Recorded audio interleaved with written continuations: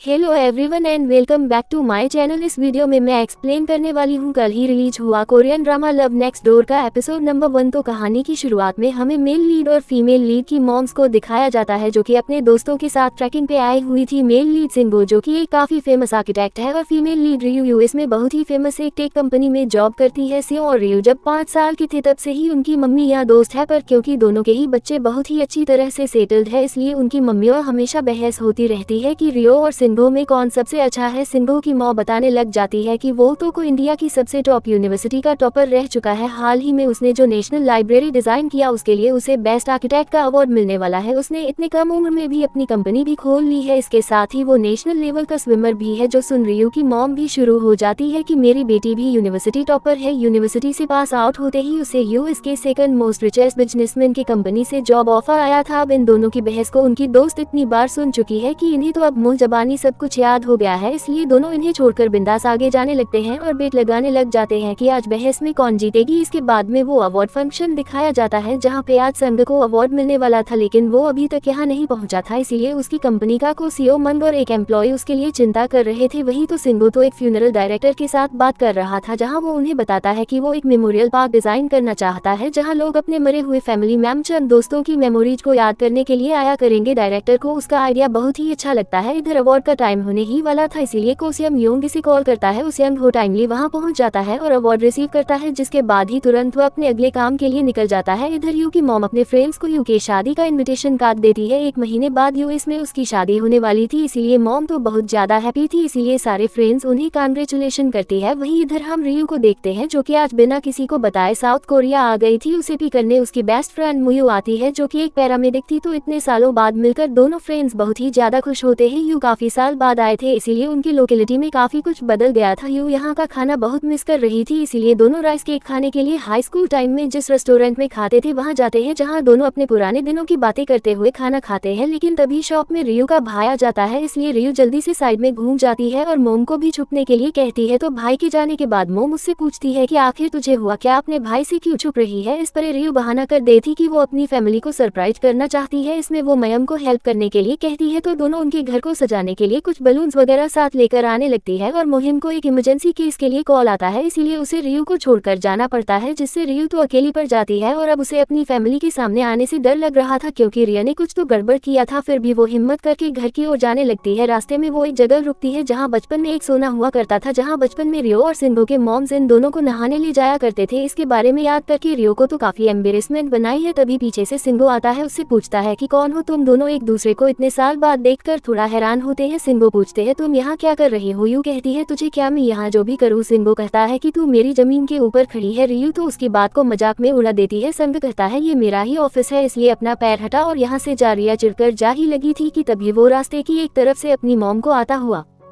देखती है और दूसरी ओर से उसके डैड आ रहे थे, इसीलिए वो सामने पड़े एक बड़े कार्टून के अंदर छुप जाती है और सिंगो को उसकी हेल्प करने के लिए कहती है और उसकी ट्रॉली बीच रोड पर रह गई थी। तभी यहाँ उनकी मॉम्स पहुंच जाती है, जो लोग सिंगो को काफी टाइम बाद देखकर बहुत खुश होते हैं। अगले हफ्ते सिंगो के इस ऑफिस की ओपनिंग है, इसके लिए सभी लोग इसे बधाई देते हैं। माम उसे घर चलने के लिए कहती है, तो सिंगो उन्हें थोड़ी देर बाद आता हूँ ककर जाने के लिए कहता है और तभी इन सब की नजर पड़ती है ट्रॉली पर। तो ये सभी आसपास देखने लग जाते हैं कि आखिर किसने ये ट्रॉली बीच रास्ते में रखा है। सिंगो को पता नहीं था कि ये रियू का, इसीलिए उसे पूछने पर कहता है कि मैं नहीं जानता, पर तभी रियू उसके पैर में मारती है तो ये समझ जाते हैं कि ये रियू का है, इसीलिए कहता है कि हाँ ये मेरा ही है। तो ये लोग उसका सामान रखवाने में उसकी हेल्प करने की बात करते हैं। तो सिंगो उन सबको कैसे भी करके समझा बुझाकर घर भेज देता है। फिर वो रियू से पूछने लग जाता है कि आखिर तुम इन सब से क्यों चुप रही थी। रियू जवाब नहीं देती तो सिंगो उसे बाहर नहीं आने दे रहा था, पर रियू कार्टून फाड़ के बाहर आ जाती है। सिंगो फिर से पूछता है कि वो चुप क्यों रही थी, पर रियू टॉपिक चेंज करते हुए कहते हैं कि तेरा ऑफिस तो बहुत अच्छा है। वॉशरूम यूज करने के बहाने वो उसके ऑफिस के अंदर चली आती है, फिर पूरे ऑफिस के अंदर घूमने फिरने लग जाती। वहीं सिंगो उसे बार बार घर जाने के लिए कह रहा था और ये तो हर बार टॉपिक चेंज करके कुछ न कुछ पूछने लग जाती है। उसके सवाल खत्म होने के बाद सिंगो फिर से उसे जाने के लिए कहता है। रियो हड़बड़ी में ऊपर की ओर जाने के चक्कर में एक वायर से फंसकर गिर जाती है। इस चक्कर में एक बुक शेल्फ उसके ऊपर गिरने वाला था और संगो उस बुक शेल्फ को पकड़ लेता है, लेकिन उसके अंदर रखी हुई एक बहुत ही भारी मेटल की मूर्ति जंगो की पीठ पर गिर जाता है। इससे उसे बहुत दर्द होता है, तो रियो उसके कपड़े उठाकर उसकी पीठ पर देखने लग जाती है, जहाँ इस भारी मेटल के चोट का निशान तो था ही, साथ ही उसके पीठ पर एक बड़े कट का निशान भी था। इसे देखकर उसे उनके बचपन का एक इंसिडेंट याद आता है जब छोटी रियो सिम्बो को बचाने के लिए दूसरे लड़कों से लड़ रही थी, तब गलती से उसका धक्का सिम्बो को लग गया था, जिस वजह से नुकीले तारों से सिम्बो की पीठ पर चोट लग गया था। यू को बहुत बुरा लगता है, कहती कि अभी भी ये निशान है। सिम्बो कहता है कि मैंने कहा ना कि तुम जब भी मेरे आसपास होती हो तो हमेशा मुझ पर ही मुसीबत आती है। यू कहती है अब कुछ ज्यादा ही हो रहा है। सियो कहता है कि मुझे पता है कि तुम सॉरी तो नहीं कहोगी, पर प्लीज क्या तुम अपने घर जा सकती हो। दब कहती है मुझे भी कोई शौक नहीं है तुम्हारे साथ टाइम स्पेंड करने का। तो सियो उस मूर्ति को उठाकर कहता है कि वैसे ये मूर्ति 17 मिलियन वन का है। ये सुनते ही रियो उस मूर्ति को उससे छीनकर साफ करने के बाद धीरे से उसे रख देती है और कहती है ये तो एकदम ठीक है, इससे कुछ भी नहीं हुआ। तो सियो कहता है कि अब और ज्यादा नाटक मत करो, सीधे घर चलो और आंटी को सब कुछ सच बता दो। अगर कोई प्रॉब्लम है तो उनसे बात कर लो। तो दोनों घर जाने के लिए तैयार होते हैं। इधर मुहिम अपने टीम के एक बंदे के साथ एक घायल इंसान को रेस्क्यू करने जाती है। इसने बहुत शराब पीकर गिर पड़कर बहुत घायल हो गया था। मुहिम उसकी कंडीशन देखकर समझ जाती है कि इसे डायबिटीज है और उसे काफी चोट भी आई थी, इसलिए वो उसे चेक करने जाती है। पर वो इंसान तो मुहिम पर ही चिल्लाने लग जाता है, उसे अकेला छोड़कर जाने के लिए कहता है। मुहिम को ऐसे इंसान को टैकल करना आता था, इसलिए वो उसे चुपचाप से हॉस्पिटल चलने के लिए कहती है। और ये शराबी तो एक बोतल तोड़कर उन्हें डराने लग जाता है। तो आसपास के सभी लोग डर के पीछे भागने लगते हैं और मुहिम उसे शांत कराने लगती है, लेकिन वो शराबी तो अटैक भी कर सकता था। तभी यहाँ एंट्री होती है सेकंड मेल लीड दान हो की, जो अपने आप को रेड बेल्ट बताकर शराबी से लड़ने जाता है, मगर खुद ही उसके सामने फिसलकर गिर जाता है। और तभी मुयू में एक जोरदार किक मारती है, इससे बटलर और शराबी दोनों ही नीचे गिर जाते हैं। तब वो शराबी को प्यार से हॉस्पिटल चलने के लिए कहती है, उसे ये भी डर के मारे मान जाता है। दानों को भी हाथ में चोट लगी थी तो वो भी उनके साथ हॉस्पिटल जाता है। जसिंग और यू दोनों साथ में अपने अपने घर की ओर आ रहे थे, क्योंकि दोनों का घर आमने सामने था। रियो सामने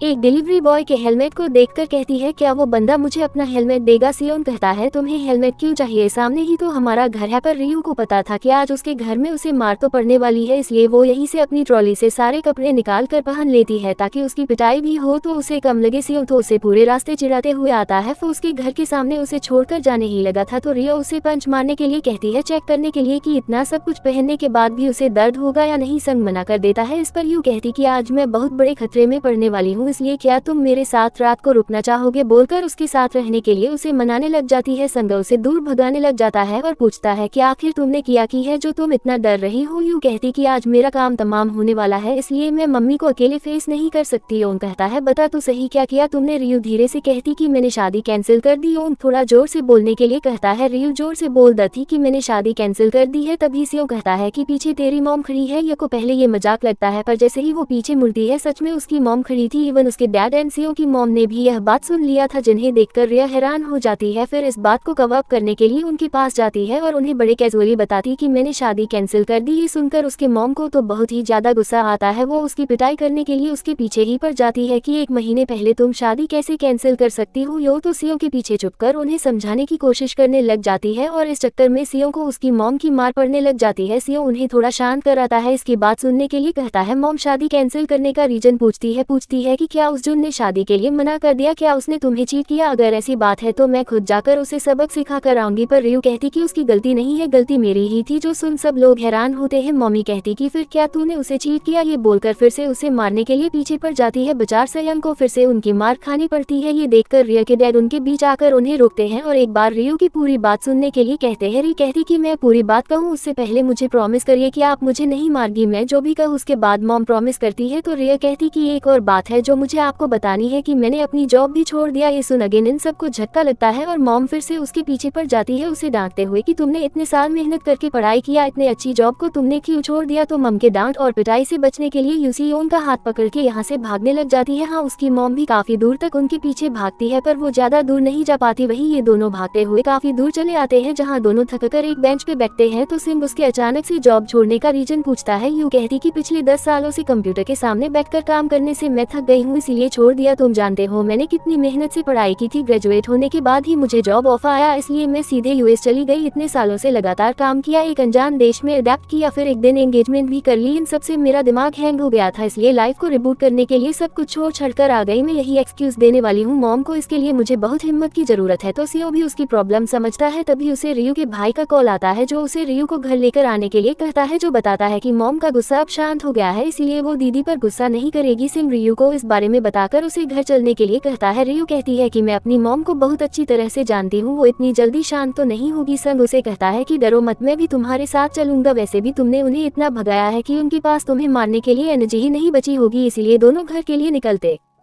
है। इधर हॉस्पिटल में दानहो मोहिम के काम से काफी इम्प्रेस हो गया था, इसीलिए उसका नाम पूछने जाता है। मोहिम उसे बड़े प्यार से समझाती है, पिछले 6 साल से मैं एक पैरामेडिक हूँ, मैंने कई लोगों की जान बचाई है, उनमें से जितने मेरा नाम और नंबर पूछा उनमें से किसी को मैं दोबारा कभी नहीं मिली। दानू कहता है पर मैं मिलना चाहूंगा। मोहिम कहती कि पर मैं तुम्हें कुछ नहीं बताने वाली, ये बोलकर वो चली जाती है। इधर दोनों रियो के घर के बाहर पहुंच जाते हैं। को तो अभी भी अंदर जाने में डर लग रहा था, पर सिंह उसे हिम्मत रखने के लिए कहता है, न अंदर ले जाता है। घर के अंदर वो अपनी मॉम को देखती है जो सोफे पे सर झुकाकर रो रही थी। रियो उन्हें चुप कराने आती है, पर मॉम तो ये ड्रामा कर रही थी, वो तो उसकी पिटाई करने के लिए हाथों में छड़ी लिए बैठी थी। कर रियो भागने का सोचती है, सिंह उसे जाने ही नहीं देता, उल्टा कहता है कि आंटी जैसा आपने कहा था मैं इसे घर ले आया, इसको आप ही संभालो। ये बोलकर वो दरवाजा बंद करके बाहर आ जाता है और इधर मॉम रियो से सवाल पूछना शुरू करती है। बाहर से सिंह ये सब देखकर अपना बचपन याद करता है, जब वो अपने पेरेंट्स के साथ यहाँ पहली बार शिफ्ट हुआ था, तब यहाँ के लोकल बच्चे उसे बहुत परेशान करते थे, लेकिन छोटी रियो वो पहली दोस्त थी जिसने सियों को बुली गैंग से बचाया था। इसके बाद से कोई भी सिंह से पंगा लेने के बारे में नहीं सोचता था, क्योंकि रियो उन सब की धुलाई कर देती थी। तो ये याद करके सियो कहता है कि इतने साल बाद ये घर वापस आ गई, अब फिर से हंगामा शुरू होगा। ये बोलकर वह हंसते हंसते अपने घर चला जाता है और इसी के साथ एपिसोड 1 का एंड यहीं पर होता है। तो कहानी आगे और ज्यादा कटिक, रोमांटिक एंड फनी होने वाली है, इसलिए वीडियो पसंद आए तो वीडियो को लाइक कर देना। चैनल पर पहली बार आए तो do subscribe and hit the bell icon. मिलते हैं अगले एपिसोड में, तब तक के लिए take care and bye bye. तो एपिसोड 2 की शुरुआत में हमें एक पास का सीन दिखाया जाता है। सिंह और रियो हाई स्कूल में थे। रियो हमेशा सिंह को पार्ट टाइम जॉब्स करने के लिए ले जाया करती थी ताकि वह अपने खर्चे खुद ही मैनेज कर सके। एक दिन वो सियो को तो बर्तन धोने के काम में ले गई थी, क्योंकि इस रेस्टोरेंट में बहुत सारे बर्तन थे। सियो तो भागने के फिराक में था, पर रियो उसके पैर पकड़ लेती, न उसे जाने ही नहीं देती। यार मानकर सिंह बर्तन धोने में हेल्प कर ही देता है, न पैसों से अपने रूम को डेकोरेट करने के लिए कुछ सामान खरीदती है और अपनी मॉम की बर्थडे के दिन उन्हें गोल्ड का ब्रोच गिफ्ट करती है, जिससे उसकी मॉम बहुत खुश हुई थी। अब coming back to present, mom Rio से पूछता शुरू करती है कि क्या सच में रियो ने जून को चीट किया जो उसका फियोंसे था, पर रियो इस बात पे टॉपिक चेंज कर देती है। तो मम उससे जॉब छोड़ने के पीछे का रीजन पूछती है। रियो बताती कि वो 10 साल से एक ही जॉब करके बोर हो गई थी, इसीलिए वो थोड़ा ब्रेक लेना चाहती थी, इसलिए जॉब छोड़ दी। आगे का प्लान पूछने पर वो बताती है कि अभी वो बस कुछ टाइम के लिए आराम करना चाहती है, सोना चाहती है, कोरियन फूड खाना चाहती है और हैप्पी आई बेरोजगार रहना चाहती है। मॉम को तो बड़ा ही गुस्सा आया था ये सुनकर, पर उनको डैड शांत कर लेते हैं और अगली सुबह से तो मॉम रियो से बात ही नहीं कर रही थी। थोड़ी देर बाद यहाँ सियोंग और मैम आते हैं, तो सब लोग साथ में ब्रेकफास्ट करने के लिए बैठते, पर तभी यहाँ रियो का अपने भाई के साथ झगड़ा शुरू हो जाता है। से मॉम तो गुस्से में उन्हें चुप कराकर चली जाती है। इसके बाद मैम रियो से सब कुछ बताने के लिए कहती है और रियो उसे भी वही बताती है जो उसने अपनी मॉम को बताया। तभी उसके ड्यूटी का टाइम हो रहा था, इसलिए मैम चली जाती है। रियो के रूम का स्टोर रूम बन गया था और फिर भी रिया जमीन पे गत्ते बिठाकर सोने लग जाती है। सिंह उसे ऐसे ही लेजी होकर पड़े रहने से मना करता है, उसका थोड़ा मजाक भी उड़ाता है। न रियो से अपने पास आने के लिए कहती है, उसे कुछ इंपॉर्टेंट बताना है कहकर, और सिंह जैसे ही जाता है रियो तो उसे चौंकावोर कर लेती है। कल रात दरवाजा बंद करके भागने के लिए यूं तो उसे छोड़ ही नहीं रही थी। सियों की आवाज से रियो की मॉम आ जाती है और रियो से उसे चिढ़ती है। मॉम फिर से रियो पे ही गुस्सा करती है और सियों के नए ऑफिस के ओपनिंग की खुशी में राइस केक्स ऑर्डर करती है और रियो से वो राइस केक सिंह के ऑफिस ले जाने के लिए कहती है। सिंह के ऑफिस में किसी क्लाइंट के साथ उनका पंगा चल रहा था, तभी सियों और रियो पहुंच जाते हैं। तो सिंह क्लाइंट से बात करने जाता है और रियो को उसी और एम्प्लॉय के साथ बात करने लग जाती है, जहाँ ये दोनों रियो को देखकर तो बहुत ज्यादा खुश होते हैं, क्योंकि सिंह हमेशा उन्हें रियो के कारनामे सुनाया करता था। तो ये दोनों रियो से उनके बचपन के किस्सों के बारे में बताने के लिए कहते हैं कि वो दोनों पहली बार कैसे कब मिले, उनकी दोस्ती कैसे हुई। बताती है कि हम पहली बार मिले थे 1995 में, जब सियों की फैमिली हमारे पड़ोस में शिफ्ट हुए। सियों का जन्म फ्रांस में हुआ था, इसलिए उसे फ्रेंच के अलावा और कोई भाषा नहीं आती, तो मुझसे भी डर के अपनी मॉम के पीछे चुप रहा था। वो तो बहुत ही भोला भाला बेचारा बच्चा था। तब मैंने डिसाइड किया कि मैं इसकी हेल्प करूंगी। अब क्योंकि सियों के मॉम डैड दोनों ही काम के सिलसिले में पूरे दिन बाहर रहते थे और तब रियो की मॉम बेबी सिटिंग का काम करती थी, इसलिए सियों की मॉम उसे रियो के घर पे छोड़कर जाया करती थी। तब से ही रियो सियों को बेबी सीट करने लगी, उसे गेम्स खेलना सिखाया, उसके हाइजीन का ध्यान रखा, उसको न्यूट्रिशनल खाना खिलाया, इवन मैंने उसको अपने हिस्से का खाना तक दिया, कोरियन बोलना सिखाया, उसको दूसरे बच्चों के साथ घुलने मिलने में मदद किया, इवन मैंने उसे सही से पैसों का यूज करना भी सिखाया। इसीलिए हम कह सकते हैं कि मैंने ही उसे पाल पोस कर बड़ा किया है। गोइंग बैक टू प्रेजेंट, तभी सियोंग आ जाता है एंड बताता है कि ये सब कुछ झूठ बोल रही है, इसने अपनी तरीके से तुम्हें कहानी तो बता दिया, बस ये कहानी मैं बताता हूँ। ये लड़की वो पागल इंसान थी जिसे मैं लाइफ में पहली बार मिला। पहली बार जब उनकी मुलाकात हुई थी तब रियो के चेहरे पर मिट्टी लगी हुई थी, उसकी नाक बह रही थी, इसीलिए संग उससे दूर भाग रहा था। हमेशा रिव की नाक बहती ही रहती थी, इसलिए सियों को बिल्कुल भी अच्छा नहीं लगता था। खेल के नाम से वो हमेशा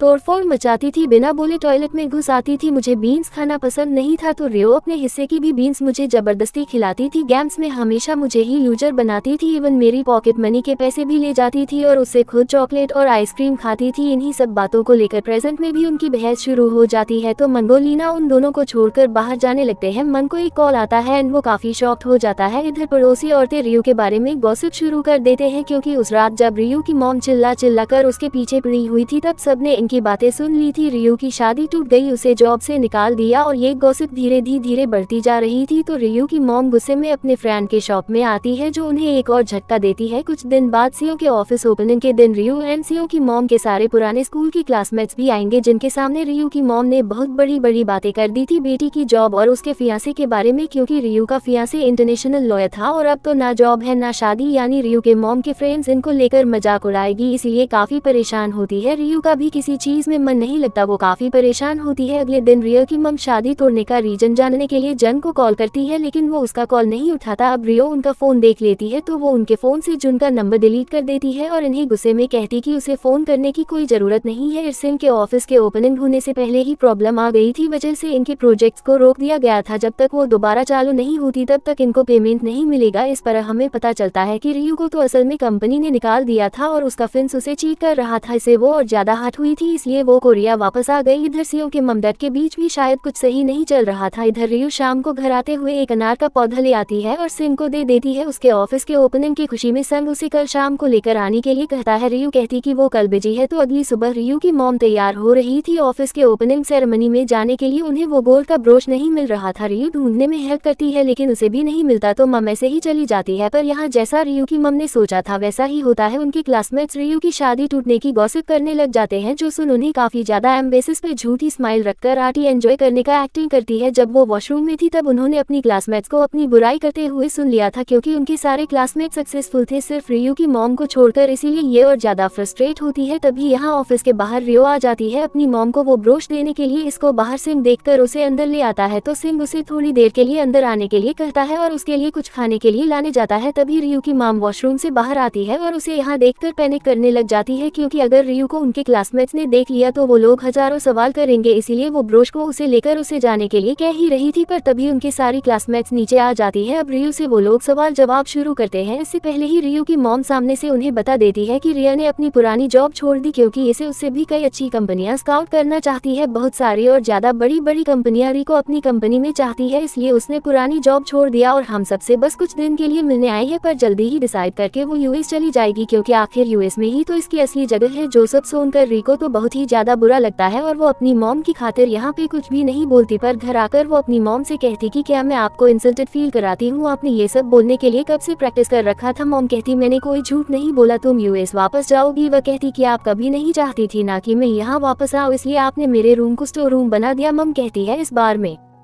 मैं कोई बात नहीं करना चाहती, तुम बैग कर यूएस वापस जाओ। ये बोलकर वो खुद ही उसका बैग लेकर नीचे जाने लगती है। उन्हें रोकने की कोशिश करती है पर मॉम बैग नीचे फेंक देती है। यह कहती है कि क्या पागल हो गई हो, ऐसा क्यों करना चाहती हो जैसे मैंने कोई क्राइम कर दिया हो। पर मॉम तो अपनी ही धुन में लगी हुई थी कि तुम मेरे साथ ऐसा कैसे कर सकती हो, मैंने तुम्हें पाल पोस कर बड़ा किया, क्या इस दिन के लिए तुमने कितने मेहनत से पढ़ा किया, यूएस में फुल स्कॉलरशिप मिली, इतनी अच्छी जॉब मिली, फिर तुम ऐसे छोड़कर कैसे आ सकती हो, तुम मेरी प्राइड हो, तुम मुझे ऐसे धोखा कैसे दे सकती हो। नीयू पूरी टूट जाती है और नी कहती कि क्या मैं एक बार बस आपकी बेटी बनकर नहीं रह सकती, मुझे नहीं बनना है आपका प्राइड, मुझे बस एक नॉर्मल लाइफ चाहिए। मेरी जॉब छोड़ने से या शादी तोड़ने से आपका प्राइड कैसे हर्ट हो सकता है। क्या आपने कभी मेरे बारे में सोचा है कि मैं अच्छे से सो रही हूँ या नहीं, खा रही हूँ या नहीं, मैं वहाँ कैसे जी रही थी, कभी अपने सोचा है। पर मोम अपनी वही प्राइड वाली पिपड़ी बजाने लग जाती है, इसलिए रियो बहुत ज्यादा गुस्से में और दुखी होकर घर से बाहर चली जाती है। जहाँ बाहर से ने उनकी बातें सुन लिया था, इसलिए वो रियो को देखने के लिए जाता है जो कि बच्चों के मैदान में थी। रियो जो बहुत ज्यादा दुखी थी पर वो सियो के सामने हंसते हुए बात करती है। बिना मतलब उनके बचपन के किस्सों के बारे में बात करते हुए खुद ही बहुत ज्यादा हंसने लग जाती है। योम समझ रहा था कि रियो बहुत ही ज्यादा दुखी है, इसलिए उसे कहता है कि एटलीस्ट मेरे सामने झूठी हंसी दिखाने की जरूरत नहीं है, अगर रोने का मन कर रहा है तो रो लो। तो रियो बहुत रोती है तो सिंह उसे कंसोल करता है। इधर रियो की मॉम को भी एहसास हो जाता है कि वो क्या गलत कर रही थी, इसलिए वो भी बहुत दुखी होती है। रियो को अब तक इस तरह ट्रीट करने के लिए अगली सुबह मॉम रियो के रूम में जाती है पर सुबह सुबह वो कहीं चली गई थी। थी। इधर सीओ की कंपनी में एक प्रोजेक्ट फिर से चालू हो गया था, इसलिए ये लोग बहुत खुश थे। शाम को घर आती है और किसी से बिना कुछ बात करे अपने रूम की ओर जाती है। रूम को देखकर वो तो पूरा चौंक जाती है क्योंकि उसके रूम का पूरा नक्शा ही बदल गया था, जो देखकर वो मॉम मॉम चिल्लाते हुए नीचे आती है। उसे पूछती कि मेरे रूम में ये सब कैसे हुआ, तो डैड बताते हैं कि तुम्हारी मॉम ने सीओ से ये करने के लिए कहा से। मैं आज सुबह का फ्लैशबैक दिखाया जाता है। रियू की मॉम ने सुबह सुबह सीओ को रिया के रूम को डेकोरेट करने के लिए कहा था और उसने बस कुछ ही घंटों में रूम का पूरा नक्शा ही बदल दिया। अब मॉम को अपनी गलती का एहसास हो चुका था, इसलिए माँ बेटी में सब कुछ फिर से सही हो जाता है और रियो अपने नए रूम को देखकर बहुत ज्यादा खुश होती है। तो वो रात को सोने के लिए आती है, जहाँ वो सीलिंग पर चमकते हुए तारों वाले स्टिकर्स देखती है, जिन्हें देखकर वो बहुत ज्यादा सरप्राइज्ड होती है क्योंकि वो बचपन से ही अपने रूम में ऐसे स्टिकर्स लगाया करती थी, जिन्हें देखते हुए उसे बहुत ही अच्छी तरह से नींद आ जाती थी और इस बारे में सीओ को पता था, इसलिए उसने जानबूझकर देवकी का डिजाइन किया। तो रिया उसे थैंक यू कहने के लिए उसे कॉल करती है और संग उसे अभी भी टीज करता है, ये कहते हुए कि जरा ध्यान से देख, जिस टेबल में बैठकर तूने अपने सीनियर को लव लेटर लिखा था पर उसने तुम्हें रिजेक्ट कर दिया था, मैंने वही टेबल दोबारा से लगाई है। तेरा बैग ब्लैंकेट सब वही है जब तू रिजेक्ट होकर आकर रो रही थी, एम्बेरस होकर ब्लैंकेट में अपना मुंह छुपा रही थी। मैं तेरे एमिरस पास्ट को वापस से ले आया, या उसे ये सब याद दिलाने से मना कर रही थी। तभी सीओ कहता है कि अपनी खिड़की की कर्टन्स को अच्छे से बंद कर लेना, कहती कि कुछ है क्या बाहर, ये बोलकर वो कर्टन्स को हटाती है। सामने ही वो सीओ को देखती है जो अपने रूम की खिड़की के सामने बैठा हुआ था। उसे टीज करते हुए कहता कि कल से कर्ट्स को बंद करके रखना, क्योंकि मैं हर सुबह उठकर तेरी शक्ल नहीं देखना चाहता। कहती है पर तू तो यहाँ रहता ही नहीं है, तेरे शहर वाले घर का क्या हुआ। सा कहता है कि अब से मैं यही रहूंगा। जोसन रियो को उनकी एक पुरानी मेमोरी याद आती है, जब एक दिन वो अपनी सीलिंग पर वो स्टिकर्स लगा रही थी, उसका पैर फिसल गया था एंड वो गिरने वाली थी, पर सिंह ने उसे गिरने से बचा लिया था, उसे अपने ऊपर बेड में खींच लिया था। इसी के साथ एपिसोड 2 का एंड यहीं पर होता है।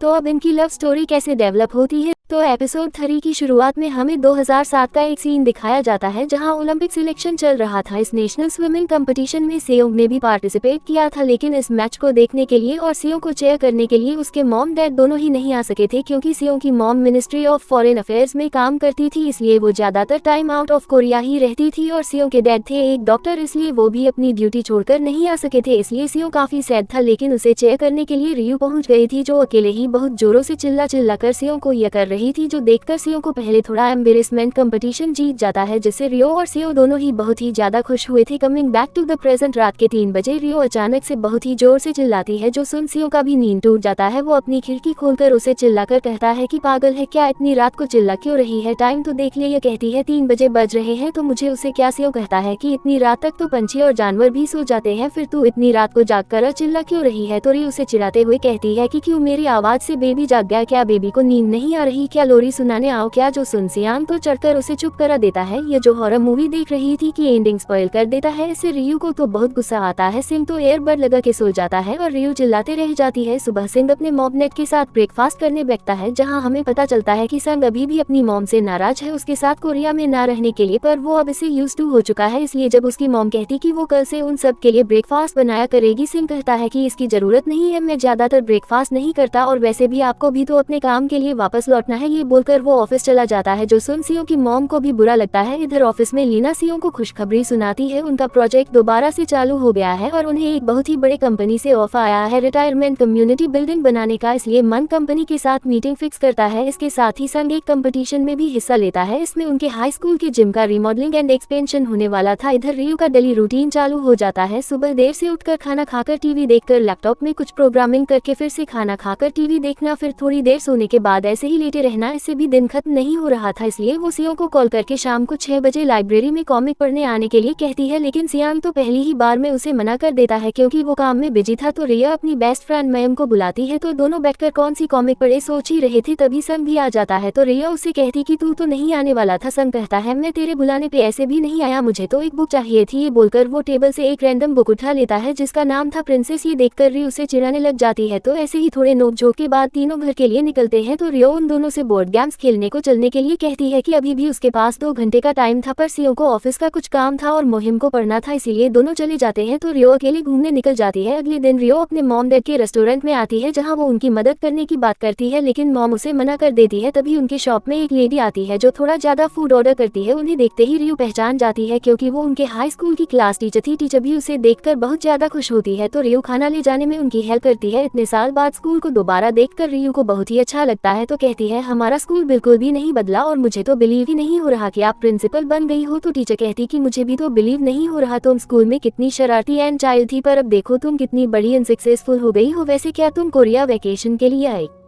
हो? हम सब टीचर्स को जब पता चला कि तुम ग्रिप कंपनी में काम करती हो, हम सब बहुत ही ज्यादा प्राउड फील कर रहे थे। आज भी हम तुम्हारे बारे में स्कूल में बात करते हैं, हमारे स्कूल की सबसे मशहूर स्टूडेंट्स में से एक हो तुम। अभी वो लोग स्कूल के गेट के सामने सीओ को देखते हैं। टीचर उसे भी देखकर बहुत खुश होती है, तो वो दोनों से बात करती है और जानकर बहुत खुश होती है कि सीओ उनके स्कूल जिम के रिमॉडलिंग कंपटीशन में हिस्सा ले रहा है। टीचर उनसे पूछते हैं कि क्या आज दोपहर को उनके पास थोड़ा टाइम होगा। अब सीओ को साइट चेक करना था, रियो फ्री थी इसलिए वो हाँ कहती है। तो टीचर रिया को स्कूल में इन्वाइट करती है बच्चों से बात करने, उनके साथ अपना एक्सपीरियंस शेयर करने के लिए। आज रिया इतनी बड़ी कंपनी में काम करती है, स्टूडेंट्स को भी तुम्हारे बारे में जानकर अच्छा लगेगा। रियो ने पहले ही यहाँ कर दिया तो इसलिए वो उन्हें मना भी नहीं कर सकती थी और अभी तो वो उन्हें बता भी नहीं सक रही थी कि वो अब ग्रिप में काम नहीं करती। तो ये स्टूडेंट से बात करने आ जाती है तो बच्चे उससे काफी सारे सवाल पूछते हैं, ये उन्हें काफी अच्छे से जवाब देती है। तभी एक लड़की उससे पूछती है कि क्या ग्रिप में काम करना ही आपका ड्रीम था? यू कहती है पता नहीं, मैंने कभी सोचा नहीं इस बारे में। तो वो पूछती कि फिर हाई स्कूल में आपका क्या ड्रीम था? इस बात पे रियो सोच में पड़ जाती है। वहीं दो स्कूल जेल में हम सन को देखते हैं। इसे स्विमिंग पूल देखकर अपना पास्ट याद आ रहा था जिसे वो काफी सैड लग रहा था। कुछ देर बाद रिव बाहर आती है तो उसे संग मिलता है। संग उसे बात करने की कोशिश करता है लेकिन रियू तो काफी अपसेट लग रही थी, तो संग उसे अपने साथ कहीं जाने के लिए कह रहा था। रियू कहती है कि उसे अभी कहीं नहीं जाना, उसे बस थोड़ी शांति चाहिए। ये बोलकर उसे इग्नोर करके जाने लगी थी तो संग उसकी गर्दन पकड़ के रोकता है और उसे अपने साथ ले जाता है। तो दोनों स्कूल के पीछे दो पेड़ के पास मिट्टी निकालकर अपना टाइम कैप्सूल ढूंढ रहे थे। इसमें 10 साल पहले इन्होंने कुछ लिखा था अपने 10 साल बाद सेल्फ के लिए, पर यू का अभी बिल्कुल भी इसे ढूंढने का मन नहीं था क्योंकि वो अभी बहुत एम्बेरसमेंट नहीं बताया और स्टूडेंट्स को भी बेशर्म की तरह लेक्चर देकर आईना कहता है इसमें एम्बेरसमेंट क्या बात है, तुमने 10 साल से भी ज्यादा ग्रिप में काम किया है, ने काम करके वहाँ जो एक्सपीरियंस किया वही तो तुमने स्टूडेंट्स को बताया होगा, इसीलिए इसमें कुछ गलत नहीं है। पर यह और बिना कुछ कहे घर के लिए निकल जाती है। सीओ भी टाइम कैप्सूल ढूंढना बंद करके उसके पीछे आता है। यू घर आती है पर घर पे भी उसके लिए कोई काम नहीं था, इसीलिए वो एक तरह से काम न करके भी काफी बोर हो रही थी। यू की मॉम को पता था कि उनकी बेटी चुपचाप तो नहीं बैठ सकती थी, रियो को काम करना पसंद था इसीलिए वो ज्यादा टाइम तक ऐसे ही बिना काम करके नहीं रह सकेगी और रियो के साथ ऐसा ही हो रहा था। वो ऐसे ही पूरा दिन बड़े बड़े फोन या टीवी देखकर बोर हो रही थी। अगले दिन मोए में एक पेशेंट को इमरजेंसी हॉस्पिटल ले जा रही थी पर रास्ते में ट्रैफिक बहुत था एंड लोग उसकी बात नहीं सुन रहे थे। पर सामने एक कार में था दानो जो आगे के सारे कार वालों को पेशेंट के बारे में बताकर रास्ता क्लियर करवाता है। मुहिम उसका चेहरा तो नहीं देख पाती और उसके टी शर्ट पे आई लव यू मडफ्लैट लिखा हुआ था, बस वही देख पाती है। ये तो सेव गया था उस कंपनी से बात करने के लिए जो लोग रिटायरमेंट कम्युनिटी बिल्डिंग बनाने वाले थे, इसके लिए उनका बजट भी 2 बिलियन वन का था, लेकिन वो लोग सिंह को एक दूसरे आर्किटेक्ट का डिजाइन कॉपी करने के लिए कह रहे थे पर सीओ ये बिल्कुल भी नहीं करना चाहता था। जब वो उन्हें साफ कह देता है पर उसका पार्टनर मैम इस प्रोजेक्ट को करने के लिए ही कह रहा था क्योंकि इससे उन्हें काफी अच्छे पैसे मिल सकते थे, लेकिन सीओ किसी और का डिजाइन कॉपी बिल्कुल नहीं करना चाहता था इसलिए वो मना करने जा रहा था। पर मंग उन्हें कहता है कि वो सोचकर बताएंगे बोलकर सीओ को लेकर चला आता है। हाँ, वो उसे मनाने की कोशिश करता है इस प्रोजेक्ट को करने के लिए। इसके लिए वो एक आइडिया देता है कि पहले तो वो लोग मान जाएंगे ये करने के लिए, पर फिर धीरे धीरे हम लोग अपना डिजाइन उसमें डाल देंगे, इससे ये पूरी तरह कॉपी तो नहीं कहलाएगा। लेकिन सिंह इसके लिए बिल्कुल मना कर देता है। इधर मोहिम और टीम वापस आके उसी बंदे के बारे में बात कर रहे थे, इसने रास्ता क्लियर करने में हेल्प किया था। अभी मोहिम के नाम पे एक फूड डिलीवरी आता है, इसे दानो ने ही भेजा था। इसमें उसने लिखा था कि थैंक यू मिस मोहिम। पिछली बार के लिए देख मैम स्माइल करती है एंड कहती है कि इसे मेरा नाम कैसे पता चला। इधर यह को किसी कंपनी के सीईओ से कॉल आया था जो उसे अपनी कंपनी में जॉब ऑफर करती है, वैसा ही काम जो वो ग्रिप में करती थी। पर ये सुनकर रियू ज्यादा खुश तो नहीं दिखती। तभी उसी शॉप के बाहर से शेओ गुजर रहा था जो री को देखकर रुक जाता है। उसके बाहर आने के बाद उससे बात करने जाता है। रियू से उस जॉब ऑफर के बारे में बताती है, जॉब अच्छी है, पेमेंट भी डिसेंट है, काम मेरे पुराने जैसा ही है, एडजस्ट मैं कर लूंगी। तो शेओ पूछते हैं कि क्या तू सच में ये काम करना चाहती है? वही तेरा पुराना काम? कहती है काम तो काम होता है। सन कहता है कि जो तू करना चाहती है वो काम करना, तूने तो बताता कि मैं काम करते हुए तू थक चुकी है, फिर दोबारा वही काम क्यों करना चाहती है? तूने कहा था तू अपनी लाइफ को रिबूट करना चाहती है। देवी कहती है तुझे उससे क्या है? सीओ कहता है मैं तुझे अच्छे से जानता हूँ, जब तू कोई काम सच में करना चाहती है तब तू उसके लिए कितनी ज्यादा एक्साइटेड होती है, तो तेरी आंखों में एक्साइटमेंट साफ दिखती है जो मुझे अभी नहीं दिख रही है। मैं बस विश करूंगा तू अपनी ड्रीम को फॉलो कर। वह कहती है ड्रीम देखने का हक नहीं है मुझे, ड्रीम सिर्फ उन्हीं का होता है जिन्हें आसानी से फेलियर के बाद दूसरा चांस मिलता है। जो लोग लग्जरियस लाइफ जीते हैं सिर्फ उन्हीं के ड्रीम्स होते हैं। तुझे नहीं पता होगा इस बारे में क्योंकि तूने भी वही लग्जरियस लाइफ जी है। मेरे लिए दूसरे सर का ऑप्शन कभी था ही नहीं। मैं जिस कंडीशन में यहाँ तक पहुंची थी तू सोच नहीं सकता। इस पे यौन कहता कि मैं भी इस कंडीशन से गुजरा हूँ, तू जानती है ना, मुझे लगा तुझे याद होगा। ये बोलकर वो चला जाता है। घर आकर सेयोंग अपने मेडल्स को देखता है जिससे हमें फ्लैशबैक दिखाया जाता है 2008 का नेशनल जीतने के के बाद सेयोंग का सिलेक्शन हो गया था 2008 ओलंपिक्स के लिए। यू ने उसे एक टॉवल गिफ्ट दिया था जिसपे एम्ब्रॉयडरी करके लिखा था गो फॉर गोल्ड सन। तो इस टॉवल को देखकर सिंह बहुत ही ज्यादा खुश हुआ था। तो उस दिन वो अपने रेगुलर ट्रेनिंग के लिए जा रहा था, लेकिन सिग्नल में रोड क्रॉस करते टाइम एक कार ने उसे टक्कर मार दिया था, जिससे सिंह को बहुत ज्यादा चोट लगी थी। एक्सीडेंट से उसका एथलेटिक करियर ही खत्म हो गया था। कमिंग बैक टू प्रेजेंट, रियो को भी जब ये सब याद आता है उसे बहुत ही ज्यादा बुरा लगता है सिंह को वो सब सुनाने के लिए, इसलिए वो तभी खिड़की खोलकर सिंह को बुलाना चाहती थी सॉरी कहने के लिए, लेकिन अभी उसकी हिम्मत नहीं होती। ये सोचकर कि उसकी बातों से सिंह बहुत हर्ट हुआ होगा। अगले दिन रियो स्कूल के पास बैठकर यही सब सोच रही थी, तो वो याद करती जब एक स्टूडेंट ने उसे उसके ड्रीम के बारे में पूछा था। तब रियो ने बताया था कि हाई स्कूल टाइम में हर चीज में फर्स्ट आना ही मेरा ड्रीम था। मैं अपनी मॉम को प्राउड फील करवाना चाहती थी, सारे लोग मुझे पहचान बस मेरी तारीफ करें, मेरी ड्रीम में बस यही सब था। पर अब जब मैं उस बारे में सोचती हूँ तो मैंने लिए बुरा फील करती हूँ, क्योंकि मैंने दूसरों का वैलिडेशन पाने के लिए खुद पर ही ध्यान नहीं दिया। तभी रियो के फोन पर इंटरव्यू का मैसेज आता है, जिसे देखकर रियो सोच में पड़ जाती है। तो रात को स्कूल की प्रिंसिपल कचरा फेंकने बाहर आती है, तभी वो स्कूल के पीछे रियो को देखती है जो पेड़ के पास से मिट्टी हटा रही थी। दोनों अचानक से एक दूसरे को देखकर डर जाते हैं, तो वो उसे अपने ऑफिस ले जाती है, जहाँ उससे पूछती है कि वो अकेले पेड़ के पास क्या कर रही थी। बताती है कि वो एक टाइम कैप्सूल ढूंढ रही थी जिसे उसने 10 साल पहले वहाँ छुपाया था। देन वो टीचर को सॉरी कहती है उनसे झूठ बोलने के लिए, तो यहाँ वो उन्हें सच बताती थी अपने जॉब के बारे में। टीचर तो उसके फैसले को सपोर्ट करती है और जो उसने फैसला किया है अपने दिल की सुनकर उसे फॉलो करने के लिए कहती है। देन उसे बताती है कि शायद सेयोंग भी यहाँ पूल के पास है, तो तुम उसे मिल सकती हो। तो रिया सिंह से मिलने पूल के पास आती है, जहाँ सेयोंग तो उसका लेटर पढ़ रहा था, क्योंकि उसने टाइम कैप्सूल निकाल लिया था। जोर जोर से वो उसका लेटर पढ़ रहा था, इससे रियो तो बहुत एम्बेरेस्ड फील कर रही थी, इसलिए वो उसके पीछे पड़ जाती है और सिंह टाइम कैप्सूल लेकर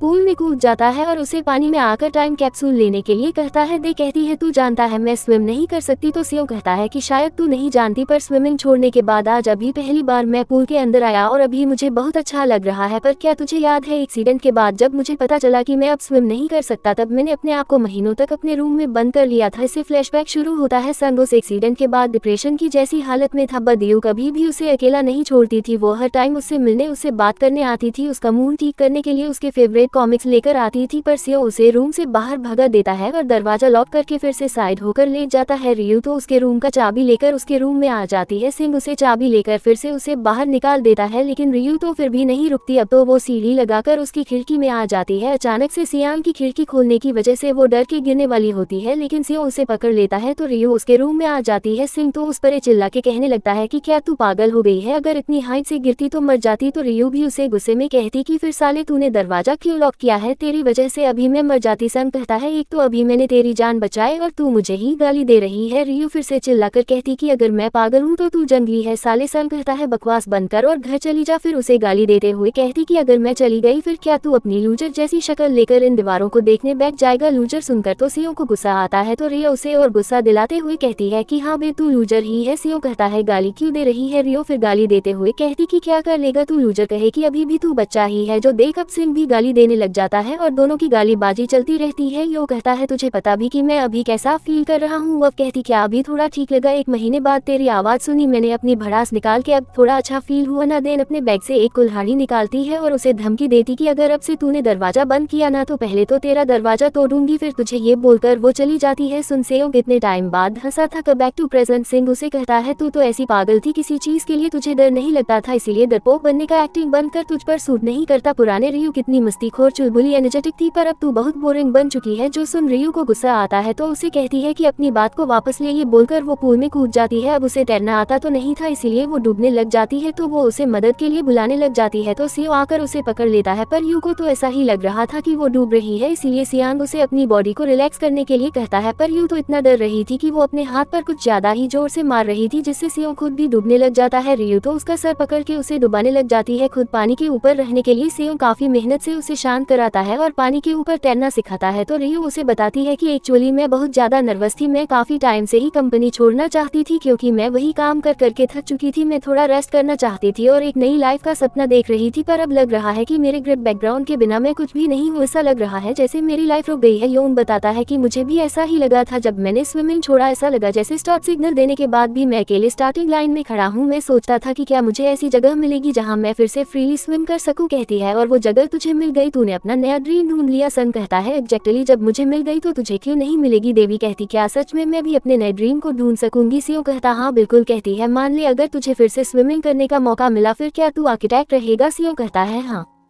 बिल्कुल, पर अब तू बता, मान ले तुझे ग्रिप में वापस जाने का मौका मिला तो क्या तू जाएगी? कहती है बिल्कुल नहीं। सीओ कहता है एक और जवाब दे कि अगर तुझे अपनी एंगेजमेंट कैंसिल करने के पहले टाइम में जाने का मौका मिला तो फिर तेरा क्या फैसला होगा? जिस पर यू कहते कि मैं उस टाइम में जाना ही नहीं चाहूंगी। ये बोलते ही उसका बैलेंस बिगड़ने लगता है, पर सिंह उसे होल्ड कर लेता है और कहता है सब ठीक है, जिससे हमें एक फ्लैशबैक दिखाया जाता है जब ये लोग अपने हाई स्कूल के फाइनल ईयर में थे। तब सिंह, रियू और मयम इन तीनों ने टाइम कैप्सूल में 10 साल बाद अपने फ्यूचर सेल्फ के लिए कुछ लिखा था। इसमें संग ने रियू के लिए अपनी फीलिंग्स के बारे में लिखा था जिन्हें वो कभी रियू को बता ही नहीं पाया था, यानी वो रियू को पसंद करता था। तो उस लेटर में उसने लिखा था कि 10 साल तो बहुत दूर है, पर तब तक शायद तूने अपने दिल की बात रियू को बता दी होगी। तो इसी के साथ एपिसोड 3 का एंड यहीं पर होता है। तो सिंह अपने दिल की बात रियू को कब बता पाएगा, देखेंगे आने वाले एपिसोड्स में। वीडियो पसंद आए तो वीडियो को लाइक कर देना, चैनल पर पहली बार आए तो do subscribe and hit the bell icon. मिलते हैं अगले एपिसोड में, तब तक के लिए टेक केयर, बाय बाय।